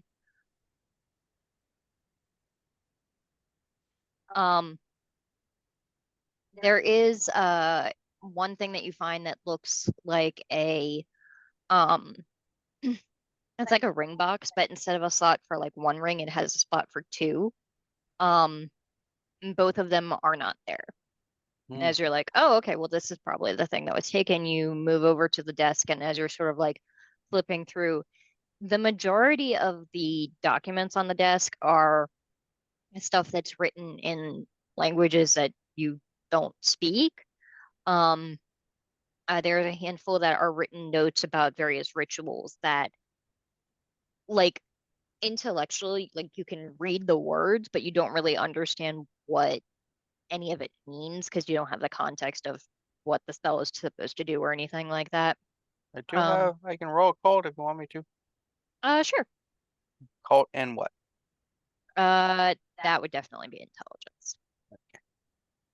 And if it's alchemical, I get extra dice to say no. Okay. Yeah, I'll say that it would be alchemical. Cool.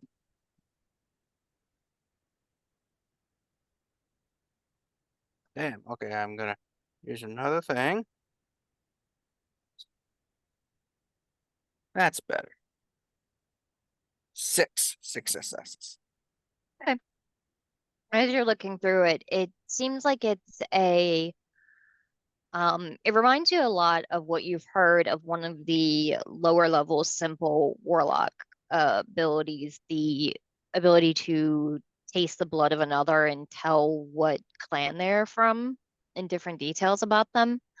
Although this one seems like it is specifically designed to delve even further than is usually possible. Not just revealing a kindred's childer, but also their childer as well, any they have sired, and various aspects of their history and things that they have done.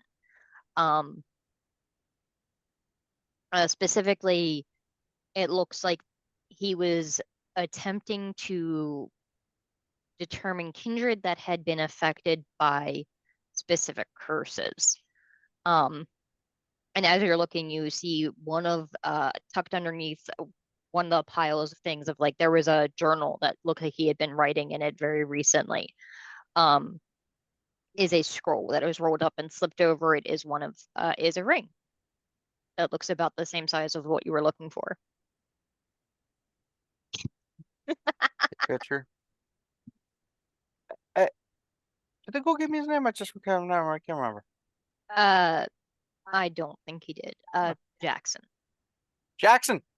I will say he had been standing outside the room for this. Hi. Yes. Do you know anything about this? I believe that is one of the scrolls that he acquired a few months ago. I was talking about the ring.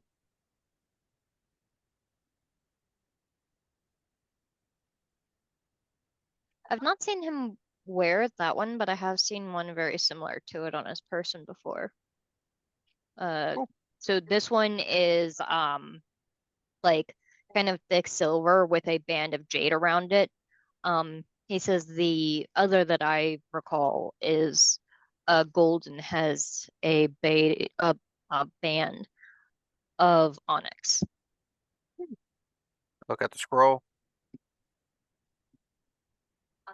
Looking at it. Well, Google Translate. Google Translate. Good thing you had a Nokia in here. Is there anything Google can't do?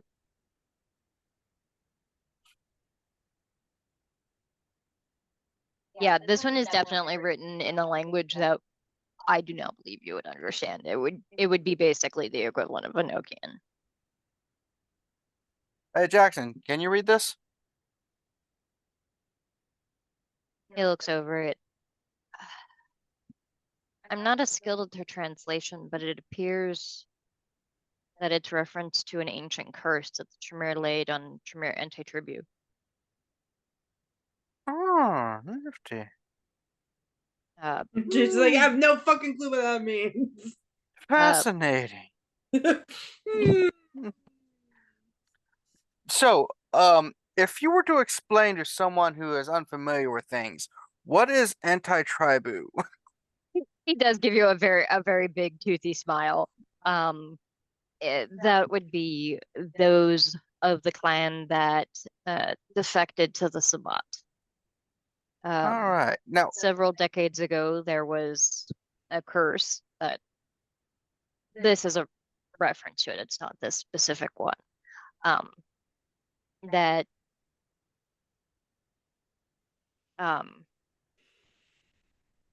ensured that any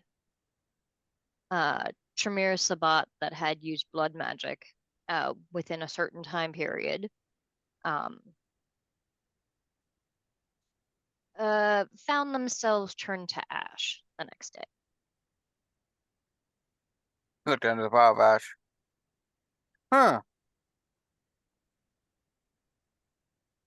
Hmm.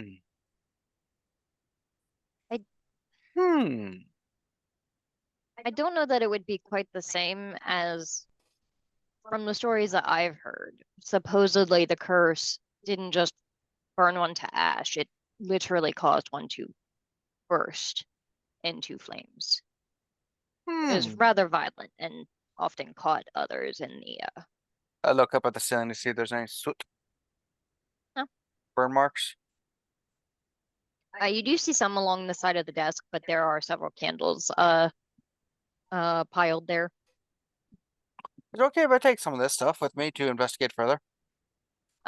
We'll have to I mean, unless you got a full, like, magical alchemy lab that I can take this stuff to and start, doing stuff with it, and that won't kill me by using it. If Enrica trusts you, then I do as well. I would be wary of messing with that one and doing anything to damage it. I do not know how old that scroll is or who it was crafted by. Oh, shit. So not a bathroom thing.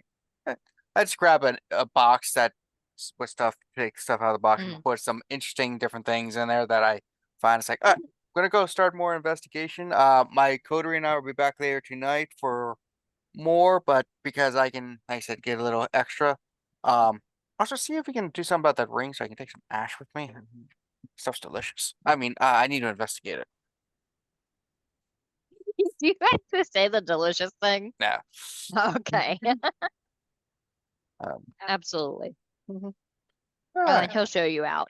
And it's weird, like he shows you the way out and you know that you turned in the same direction that you did last time, but it feels like it's an entirely different pattern. This is interesting. I like it.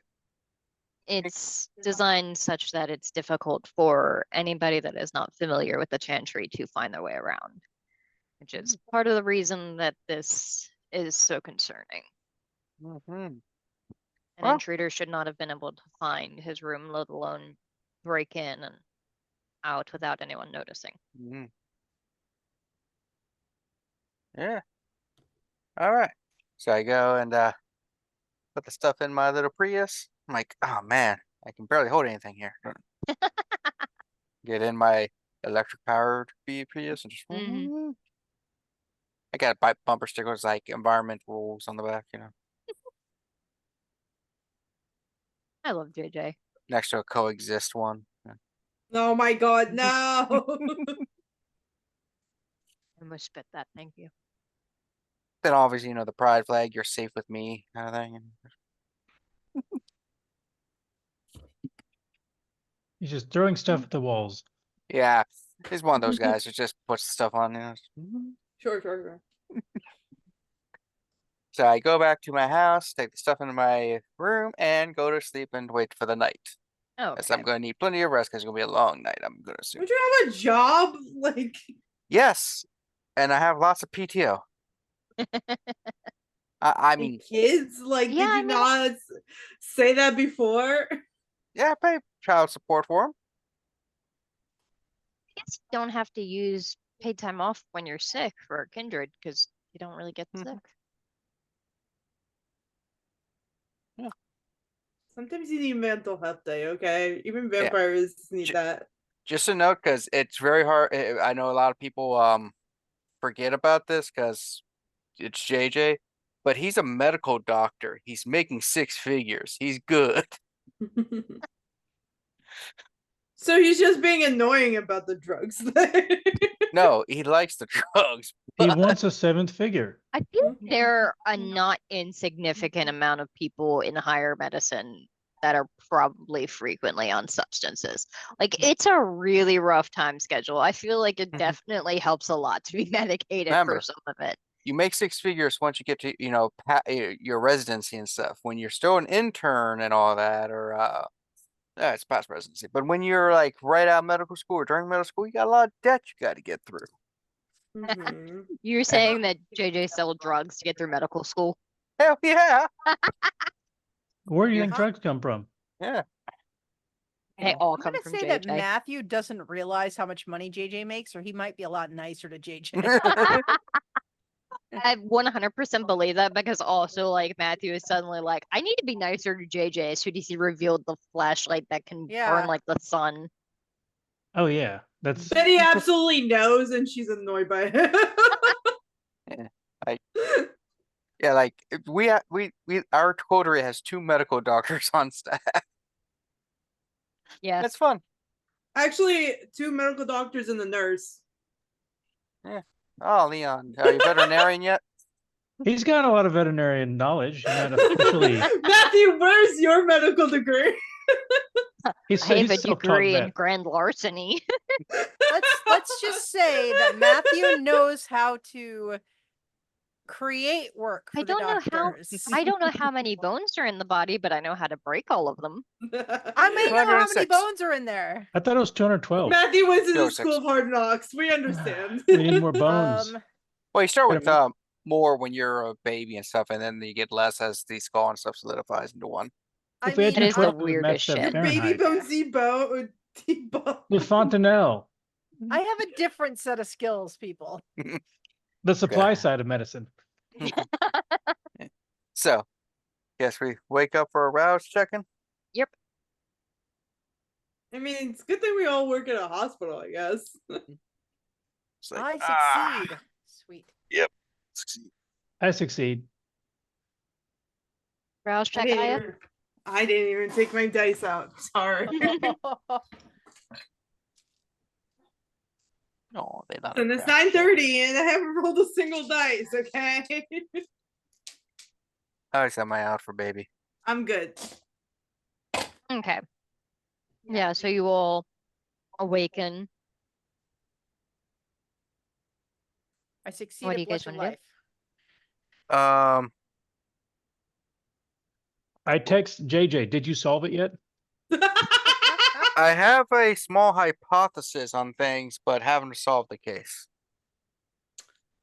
Lazy oaf. What's he doing all day? He has twice as much time as us, and here we are. Oh my god. I feel bad for JJ. I feel like he's tired all the time. Yeah, he is tired a lot. Probably, yeah. Burning the oil at both ends. He should take something for that. Yeah, it's called blood. It's getting high of his own supply, we know. Yeah. That's what the extra is for. You gotta make sure it came out right. Hey, if you don't do your own drugs, how do you know? Sure. So, JJ, you gonna meet them up at the hospital, or? Yeah, at the Chantry House. Or I mean the hospital. Rasmus and yeah. All right. Like, hey guys. Let's go do some investigating, shall we? Yeah. What have you got so far? Tell us in the car. We're going there. All right, we all get in the car. Whose car? I'm driving. Oh. Okay. Put on my driving gloves. I'm ready to go. Oh, got a Model T. I don't remember what I said Betty's car was model. I think I did find a model that was like what I imagined it. But it looks like an old timey like a 50s style car that's like a forest green. Nice. Okay.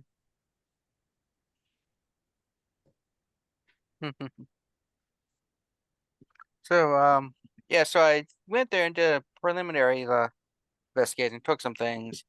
Including reading some stuff about a curse and these rings associated. I'm thinking the person who got ashified may have been secretly a Sabbat and that he was taken out because he has these rings. I'm thinking the rings protect the Sabbat members from a curse. And there are 2 rings and one's missing. What kind of curse? Apparently some of them, if they start using blood magic, turn to ash the next day, or like ignite and die. All right. Yeah, yeah, that's interesting. So anybody that has like kindred lore or history or anything like that could attempt to roll that to see if they remember anything about that.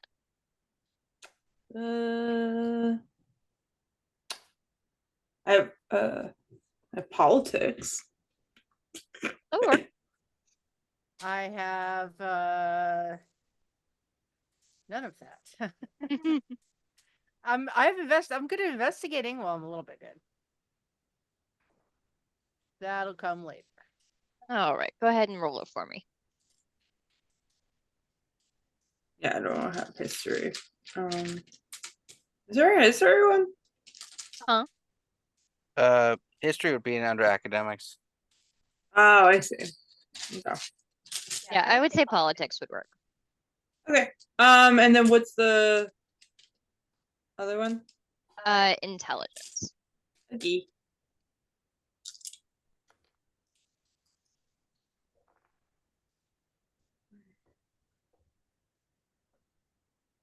Three successes. Okay. So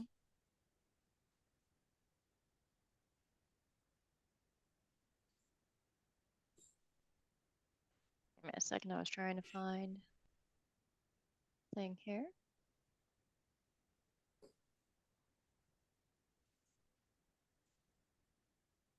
Okay. So Betty, you recall this was actually around the time things in Baltimore started to go kind of apeshit. Right around turn of the century, where Oh God, 90s. so old. You started to hear stories of the Sabbat taking a very painful blow in a ritual that instantly slew what you believed was all of the Tremere members of the Sabbat. And then Betty obviously remembers that a few years after that, in late 99 to early 2000, there was indeed a Sabbat attack on Baltimore, Chicago, Boston, and New York City, basically all of the major cities along the eastern coast, as the Sabbat tried to claim control of all of those cities. Didn't quite work out. Baltimore, and I think all of those cities were reclaimed as Camarilla cities, or at least not Sabbat. A couple of them at this point are Anarch, or something else in Baltimore, which is now apparently a democracy. Sure. But as far as Betty remembers, there should not be any Tremere Sabbat, and if there are, they should be at least relatively young. Okay. So what JJ was saying about this curse, yeah, you remember something about that. Yes, there was a curse a while back, but it only affected specifically Sabat Tremere.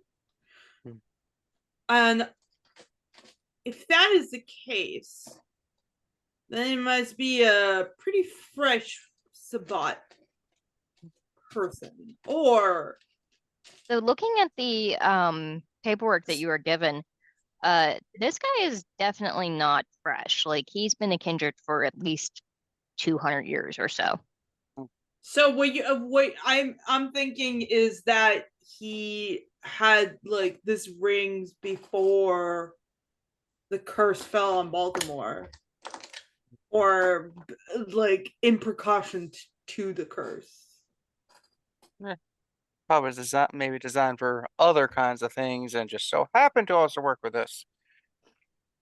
Also a possibility. It could be the person who did it too. I don't know, but we'll see. But that's why I'm hypothesizing, because there's a second ring missing. So there was more than one person then. Yeah, definitely. Well, having a Sabat Tremere running around doesn't seem like a very good thing. So we should probably find them. Oh, sure. Yeah, it's not like people just have them laying in their basement or anything, though. Weird. Who would have that? Not a lot of basements around. He's Malkavian. He's not Tremere. Wait, what? You think it was an out of character reference to last campaign? Yeah. Remember the Sabat that we found in the basement? Yeah. No, I got it. Okay. Well, we're here at the Chantry House. Go and knock Thank 3 you for times on the telling door. us this in the 10 minutes that we were driving. Yep. I mean, that's just a very long red light we're at. I mean, yeah, it's an annoying one. That thing was forever. They really need to fix it. Yeah, no, it's like it's nighttime. Not that many people out. Just put on like a sensor. But no. No. I mean, we're immortal and it still took us forever. All right, let's go. Leon, did you bring your dog? No, Husk isn't here. Where is that boy? I swear to God. Him and Poppy are out doing something. Yeah, they just been MIA for a few days. Can't imagine what they could have suddenly discovered that would make them go off like that. Maybe it's good news. Meanwhile, at a Broadway play, this is a weird version of Maccabees. A crossover with Mac and me. I feel like Cozy wouldn't do a Hanukkah. She would do something like left field, like fucking like Purim or Tisha B'Av. That'd be a tragedy, though. Much respect. They stand there, it's like, oh, why did they pick Song of Solomon for this? Oh.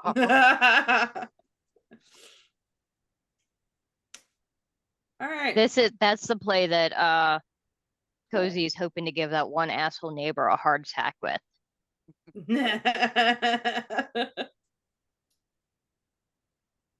So the door opens and it's actually instead of the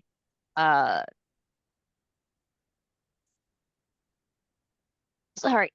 Oh God. The ghoul that you encountered before, this one is Becca Deckard. JJ, you've spoken to this one before. She was with Nancy Henriquez the first time that you met them. She's actually the one who took the magical drugs that you had. Hey, Becca, how's it going? Good evening. Hello. My name is Betty Delease. Betty, she's our keeper of Elysium. I've not been able to attend just yet, but I've new. heard that it was lovely. Yeah, the moment I was there, it was lovely. The staff was amazing. The music and ambience was just not necessarily my jam, but it was good. Come on in. She invites you guys in. For taste. I mean, different people like different genres. Yes, of course. Like I doubt you like screamo, fin, dark metal kind of thing. I've gone to a few of those in my time. JJ, you see again, she does the same method of blocking the door and then waving her hand and whispering something, and you see that same silvery ward go up over the door. What kind of ward is this? Is this like a general one specifically for humans, kindred? It's a rather more of a locking mechanism for several different wards. It alerts the highest members of the chantry if there is unauthorized access, and keeps out certain unwanted individuals. Not Jehovah's Witnesses. No, that ward is on the stairwell. Yeah. Anybody that was not invited somehow suddenly remembers something they've forgotten as soon as they make the final stair up to the porch. You know, that actually would be kind of useful if I forget things. If I forget things, I come unexpected.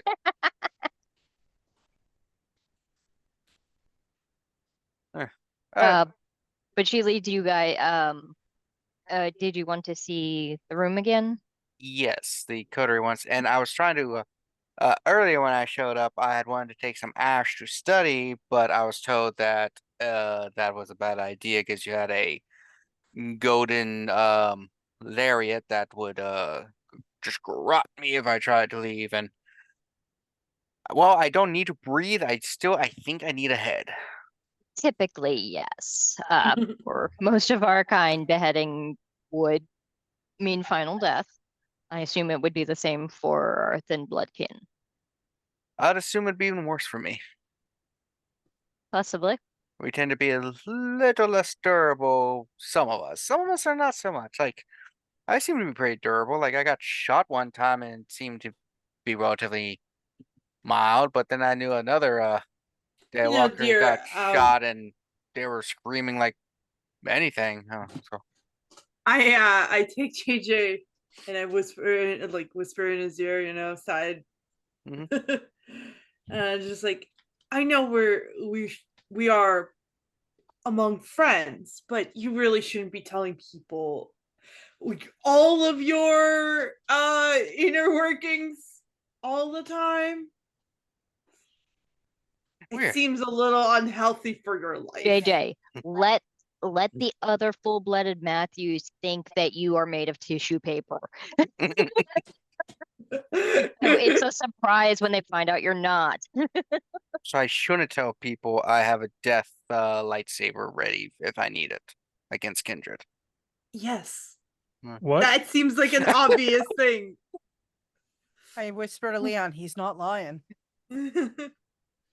No, the lion is back at the farm. Yeah. By the way, how is that lion doing? You said he needed a tooth extraction? Well, no, it was a thorn extraction. Very Greek. Yes. Doing well. Going back to the zoo next week. Oh, yay. Have you ever put a saddle on lion and like rode it around town? No. Around town? I have no interest in getting arrested. Not around town. Around my yard. Like a weird law in Maryland, like you're not allowed to take your pet lion to the theater or something. You know, I figure taking your pet lion anywhere in the city is probably against the law and some Are you way. allowed to have a pet lion in the city? The laws of man, maybe. Leon's allowed. There is a license you can get for exotic animals, but I think that's designed for like organizations like zoos and like veterinary places and stuff. Erasmus was able to get Leon one. Yeah. It's one of the reasons that he works for Erasmus. Oh, let me rephrase this. But no, Leon has never ridden on a saddle on a lion. Yeah, he goes bareback like a real bitch. Yeah, that's how you show them that you're dominant. Yeah. You raw dog a lion, Anyway, We're racy tonight, aren't we? I'm having a moment. I'm sorry.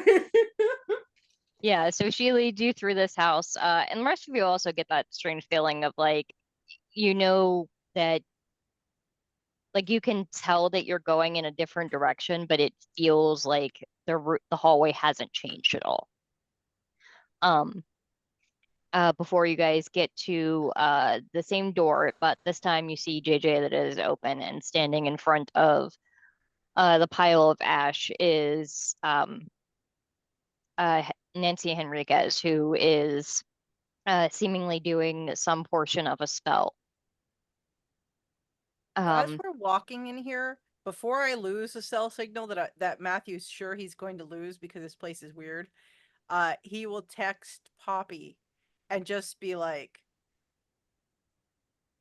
we're all at this address investigating something that if we came don't up. come back, come find us. If we don't come back, this is the last place we were all together. And I'll name JJ, Leon, Betty, myself. Hope you're all right. Let us know if you need anything. And just as Becca coughs in, Enriquez, the guests are here. You see her pull out a small blade and slice her hand for a second before she reaches down to pick up that gold necklace. And you can see a shimmer of like golden energy go over the ash before it releases, and she lifts up the chain and sort of winds it back up. Nifty. Hello. Hello. Hello. We're here to further investigate. Indeed, I heard that you found a couple of promising leads last night. Mhm. Well, yesterday. Yeah. This morning. Earlier Morning. today. 6 hours ago. Yeah, found a letter that I'm trying to translate, as well as a ring that apparently might protect you from curses. Yeah. And that had a companion ring that our friend used to wear, and it's missing. By the way, can I take some of that ash? I want to do some things at home that might reveal some secrets. Absolutely. I know that your alchemical ways are rather different than ours. About my dust devil. That is fucking offensive. Nah, he pulls out vials. Okay. Hilarious. No, he has one of those like plug USB vacuum cleaners. Oh yeah, that's, yeah. for It's your like keyboard. the rechargeable ones that you keep on a desk. Yeah. Yeah. You gotta make sure you use what you got. Always be ready, you know? Yeah. I love it. All right.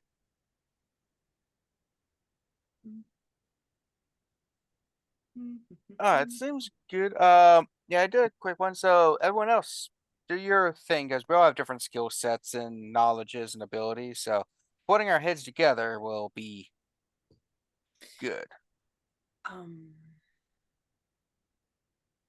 Okay. Leon's approach to investigating the room is to look where someone might hide or find hidden things, and also look for maybe secret ways in or out unseen. Maybe someone who did this wasn't supposed to be here, or was looking for something that was hidden. That sort of thing. All right. A hunter's perspective. That sounds like it would be, let's say, wits and awareness. All right. I'm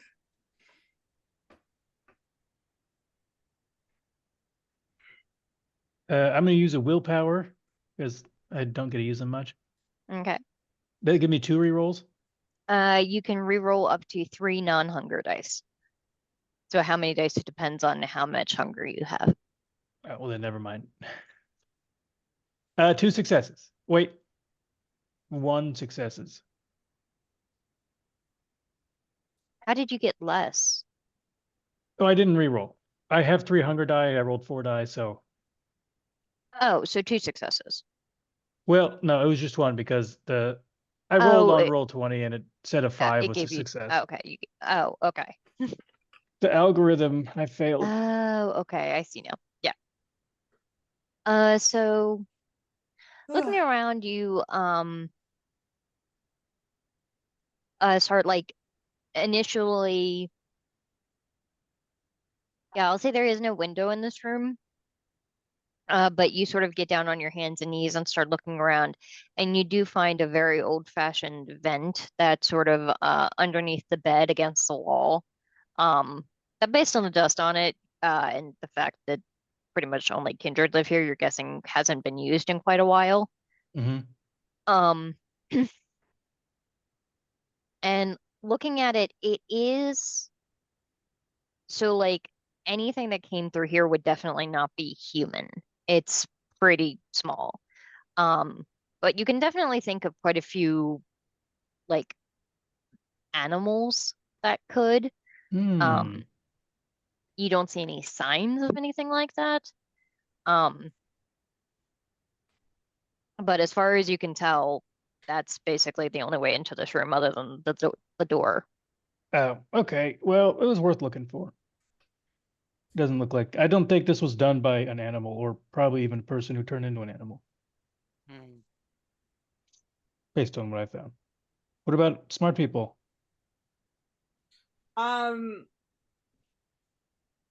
What would subterfuge be like if I was looking for like, is anybody here helping anybody? Like, can I investigate the people here? Oh yeah, so you would basically be interviewing some of the other folks. Mm-hmm. Um, I feel let's like say I don't have much in the looking for things category. mhm, So I'm gonna be doing what I'm good at and rizzing people up. mhm. I will say, Leon, as you were sort of like looking around for um any kind of other entry to this room, you do see there is like a small chest off to the one side that you had that looking at it it's still closed, but like you had picked up and sort of looked underneath to see if you saw any kind of like false bottom or anything like that. Mm-hmm. Um, you do notice as you're sort of like moving things around, um,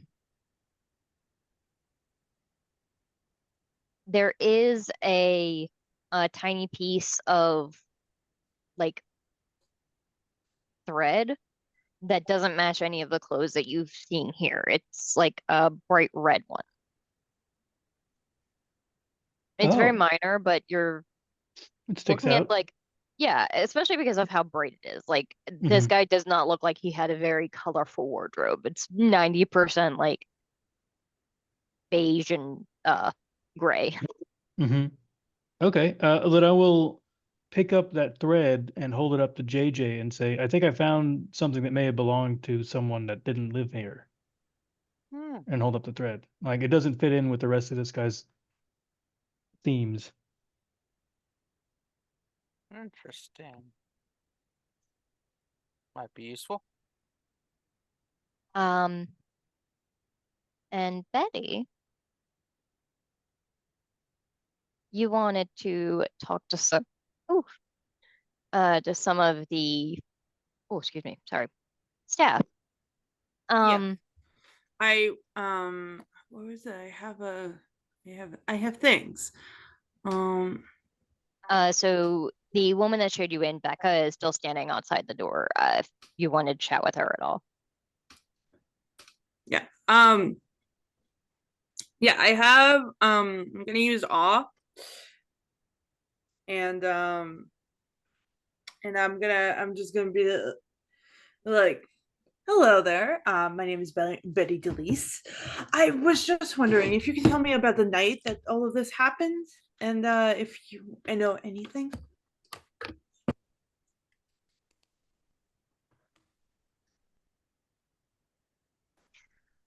Well, I actually wasn't at the house the evening that this happened. I came by later that evening. I was at my own haven. As far as I know, everything had been normal. I know a few nights before the murder, I suppose, he had gone out. He frequently has meetings with different collectors throughout the state to get a handful of the little occult finds he's got here. He never told me exactly who any of them were. He was a little zealous about making sure that none of his sources were shared by anyone else. But when I came in, Jackson was the one who let me know that it happened, and I immediately went to find Enriquez, who had been doing different rituals to try and find what had happened. Is there anybody that lives here full time, or well,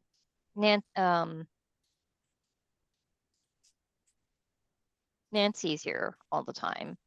okay. Well, Jackson lives here all the time, but he does frequently go out because he's one of the few of us that are, well, he can go out in the sunlight. He's one of our ghouls, so Right. a lot of the random shopping and other minute things of that sort are handled by him. Right, of course. There is another very another Tremere that was embraced around the same time I was, that he lives here full time, Dante. Mm-hmm. And then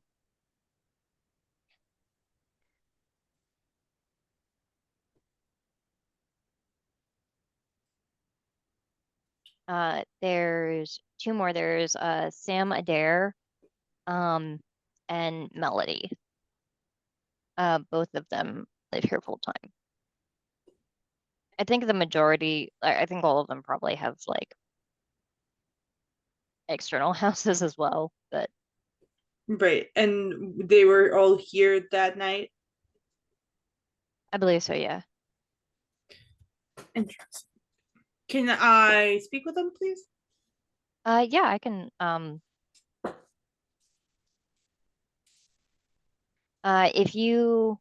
if you want to wait here, or I can show you into like one of our sitting rooms and go get them. Please. Which would you prefer, here or let's find a place to sit. Okay.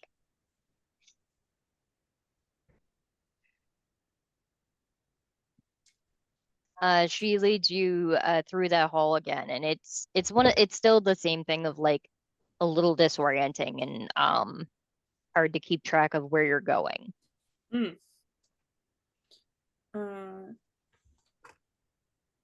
Yeah, I just try to keep up so I don't get lost. And she says, who would you prefer to chat with first? Whoever was the closest to our the crime scene at the time, like room wise. Oh, like whatever. proximity? Yeah. Okay, that would probably be Sam. Okay. So she actually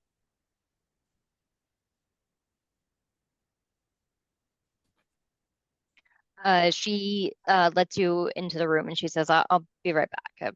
Maybe don't wander off. It's pretty easy to get lost around here if you don't know what you're doing. I will try not to.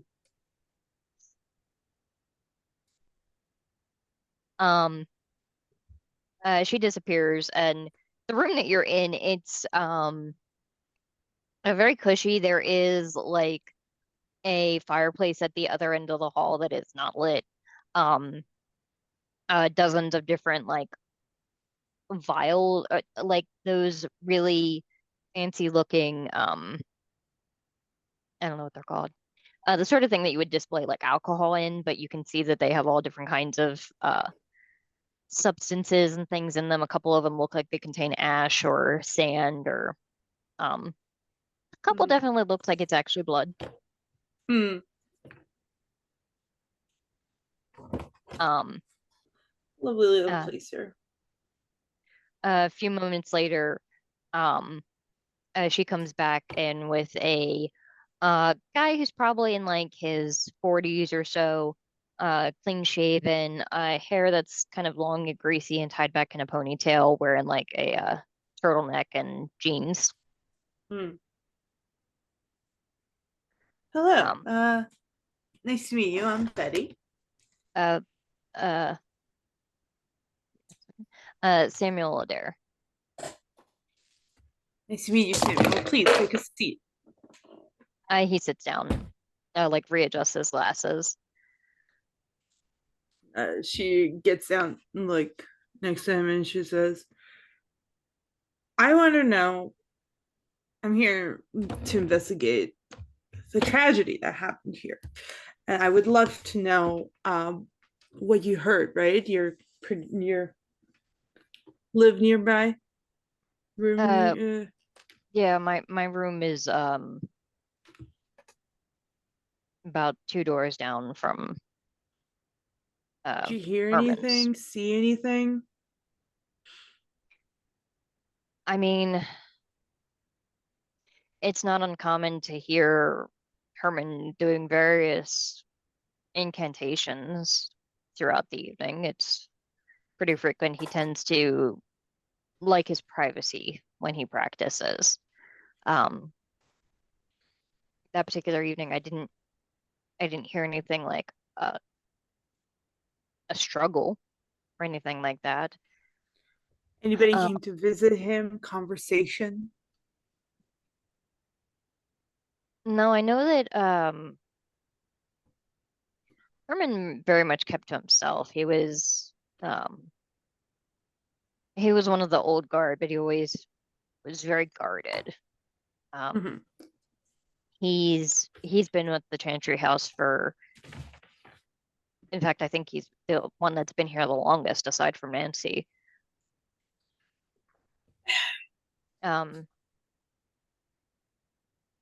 I mean, that evening seemed like everything was as normal. Like, I ran into him a few times on the way back from the library. He had a handful of scrolls, but he didn't seem like he was in any particular rush or distress or anything. As far as I can tell, he had no reason to be alarmed of anything. He wasn't expecting anything. Can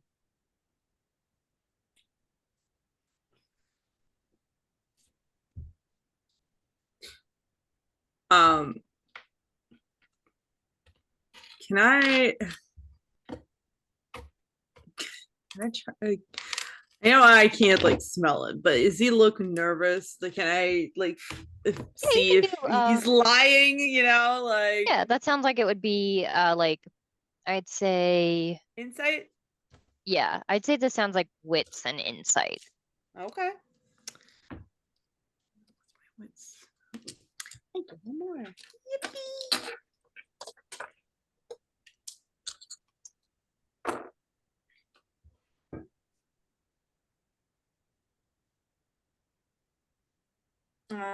Four successes. Okay. You don't get the sense that anything he said is a lie per se, but you do kind of get the feeling that he's maybe leaving something out. Listen, I know that this is a lot. I know that there's a lot of stressful things, and I know that having somebody try to somebody that you saw every day be gone from this world is hard to deal with, but we're trying to get this person to justice and find out what happened to your colleague, friend, whatever you might want to call them. So I need to know what exactly happened here. And I have a feeling that you have a little bit more information on that, right? He kind of snickers and looks over at the door that Becca had gone through. I think, Miss Delease, that you misunderstand how closely, how affectionate we are to our fellow kinsmen here in the Chantry House. That's fair, but you don't want to be next, correct? Or by gosh, we'll leave, and there's just gonna be a blood slaughter here. It wasn't. No skin off my back. There was one thing. It wasn't uncommon because Herman was not the most Herman. the easiest individual to live with, let alone to practice with. But right. I do know that there was a bit of a confrontation that I overheard from him and Becca a few days ago. Interesting. Did you happen to hear what it was about, or just there was mostly just loud arguing voices? Most of our rooms are rather soundproofed to protect privacy, and also sometimes stray sounds can influence spells in ways that are unpredictable. But I did I do think that it had something to do with the day after he returned from picking up his last bout of trinkets. It seemed like the impression that I got was that he had asked her opinion for something, and they disagreed very strongly over something he had brought back with him. Thank you so much, Samuel. That's exactly what I needed. And I am so thankful for your time.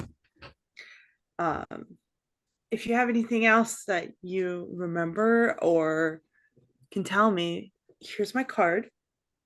Absolutely. Anytime. And any other things that you might need in general, we got you covered. He gets up and walks out. She says to Becca Becca, can I have a little chat with you, please? Certainly. She walks in and sits down. Tell me your relationship with our friend Hector. Herman. Hang in here. I'll Herman. put some names into the chat because I know there's quite a few of them floating around tonight.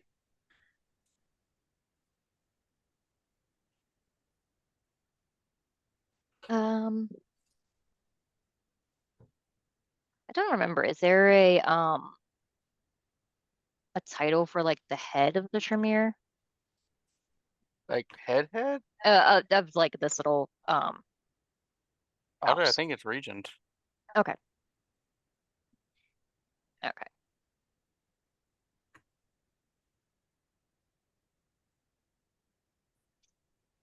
All right.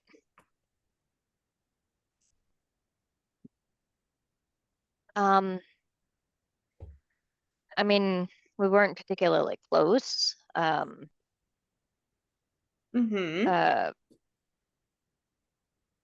Mr. Florence was a bit of a was rather abrasive. He was not the easiest teacher to train under. He was partially put in charge of my education when Miss Enriquez is not available. Their teaching styles are quite different. He and I did not get along very well. Right. I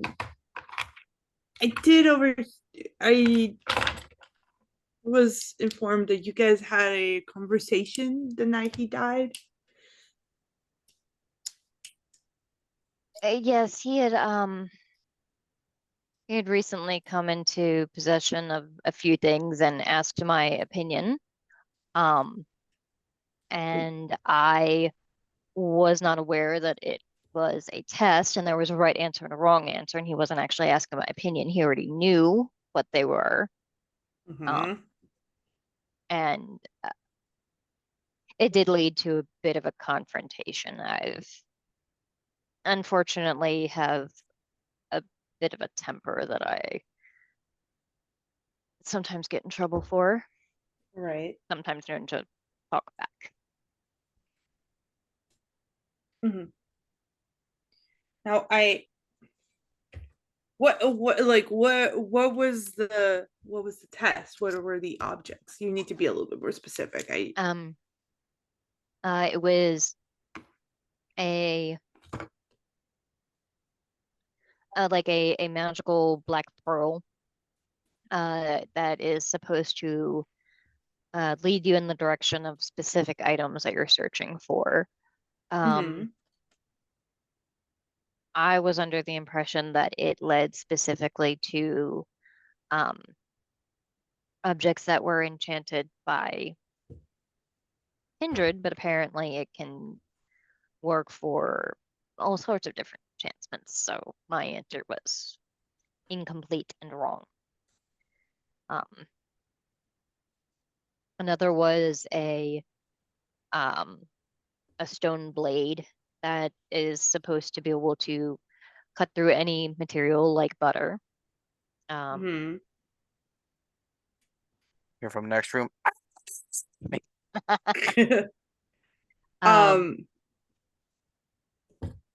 Yes, continue. And the third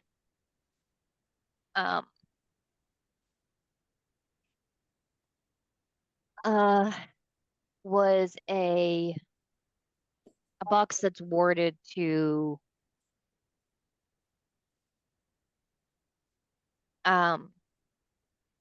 protect anything within it from any magic getting out.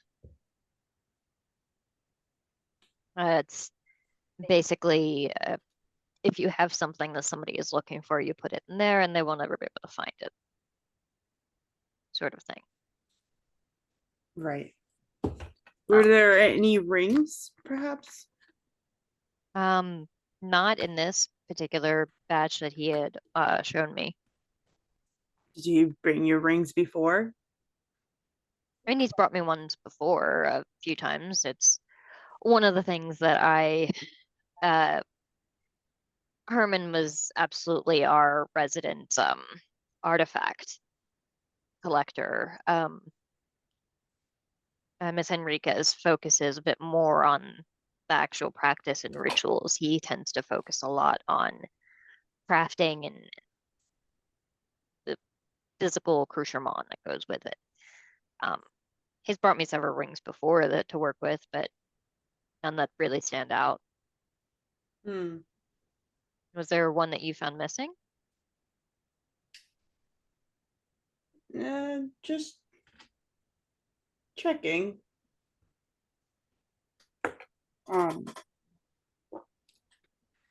And does she like? Is she being dodgy? Like, I don't want to keep rolling, but like, I just want to make sure. How many dice are you rolling for your? 6. I think. Oh, okay. Yeah, that's pretty good. So again, you get the feeling that like she is telling the truth, but maybe leaving out a thing or two.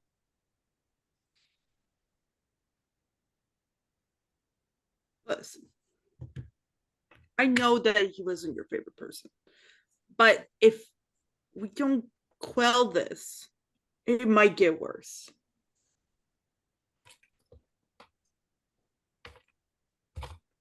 She sort of looks over to the door and back to you.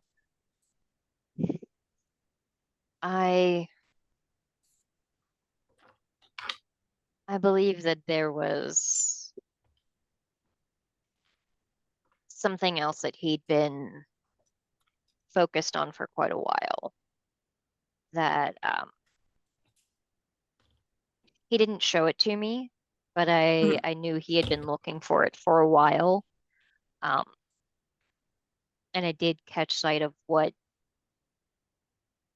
seemed like it could be what he was looking for. What was he looking for? It's an ancient brooch that's silver with a large ruby in the center. That is said to be imbued with the blood of many Tremere elders. It's sort of the holy grail, if it were, that he'd been looking for for at least a century or two. And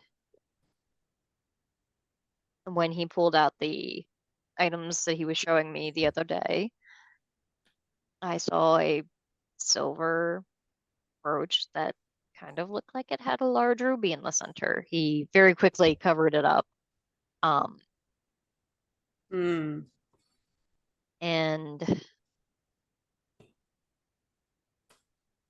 I know that he had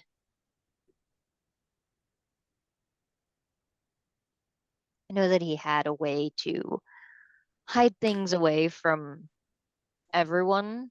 He kept his most prized artifacts in a chest that, as far as I could tell, no one but him could open. The chest is in his room, and it remains locked as far as I can tell, but none of us have been able to get it open.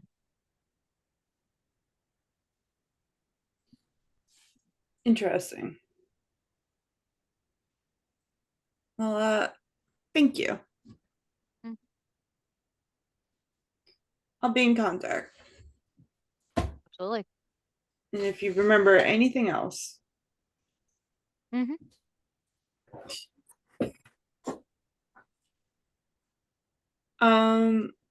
I will let other people go because I've been talking for a while. Okay. Matthew, I don't think you've had a chance to do anything. Is there anything you want to check out in this room? Matthew's been quietly watching all of his friends doing their things. And who was it? Leon kind of picked up and looked at this box. Yeah, so a box. Which one? We don't know. Yeah, so it had been like it was like a big, like, effectively kind of like a toy chest or something, that had clothing in it, and that's where he found that one thread. But there's also, like I said, that one, two big bookshelves full of any sort of different kinds of crystals. There's a couple of different mortars and pestles, several skulls, a couple of which I mentioned have like actual fangs from kindred, which is peculiar. Alas, poor Ratio. I knew him. To die, to sleep. I'll say JJ would point out the like ring box that he had found that has the two empty slots and the one ring that does fit it, but the other one seemingly is missing. Who wants to put the ring on? Oh. Yeah, I don't know you well enough, JJ.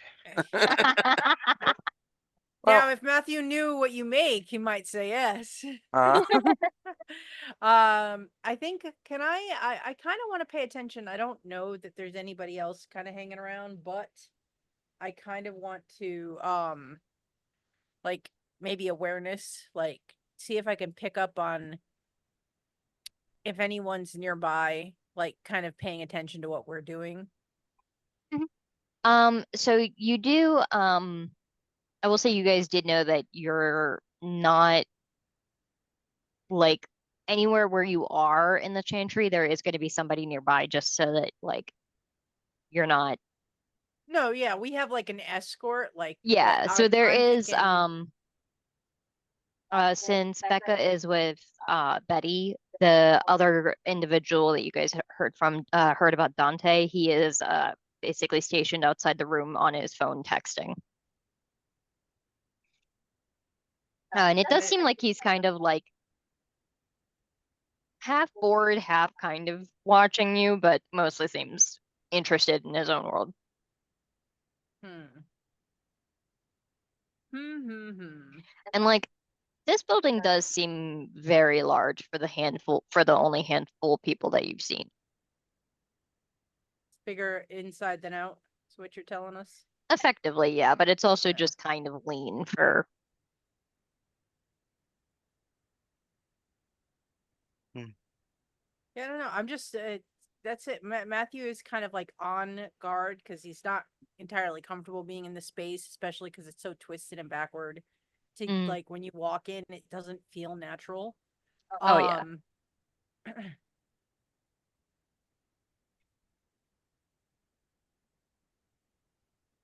So unless, I mean, I guess I can make an awareness roll to see if anything stands out, like, to me as far as, since I'm more of a criminal type. Mm-hmm. Maybe I'll do that, yeah. Let's see. Let us, whoa. Awareness 2, wits 2.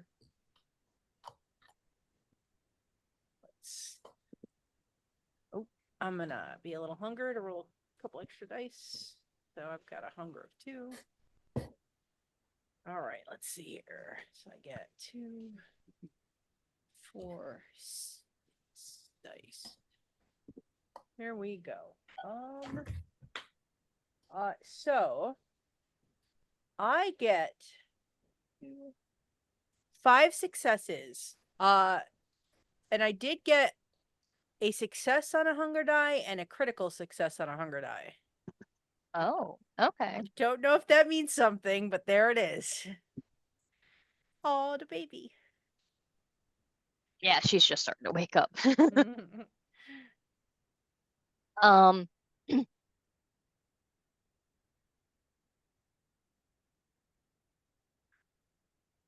I'll say you're kind of like looking around this hallway and into the room and just sort of trying to get a feel for things and figure out exactly like initially your first thought is trying to think of like what would be the best way in and out of this place quickly, where would be anywhere to hide. You're looking for something, babe? I have no clue.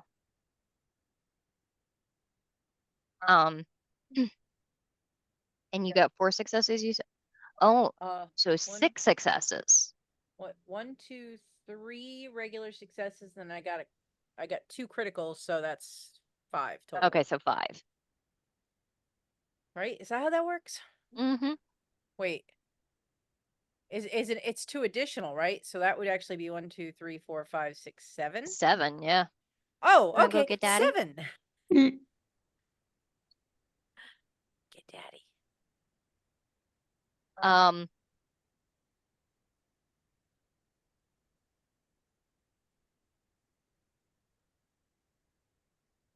Yeah, so I'll say you're sort of like looking around and just you have that bloodhound ability, right? I don't. Okay. I don't think so. I think that might be Husk. Oh no, I think JJ might have gotten that one recently. Oh. Yeah.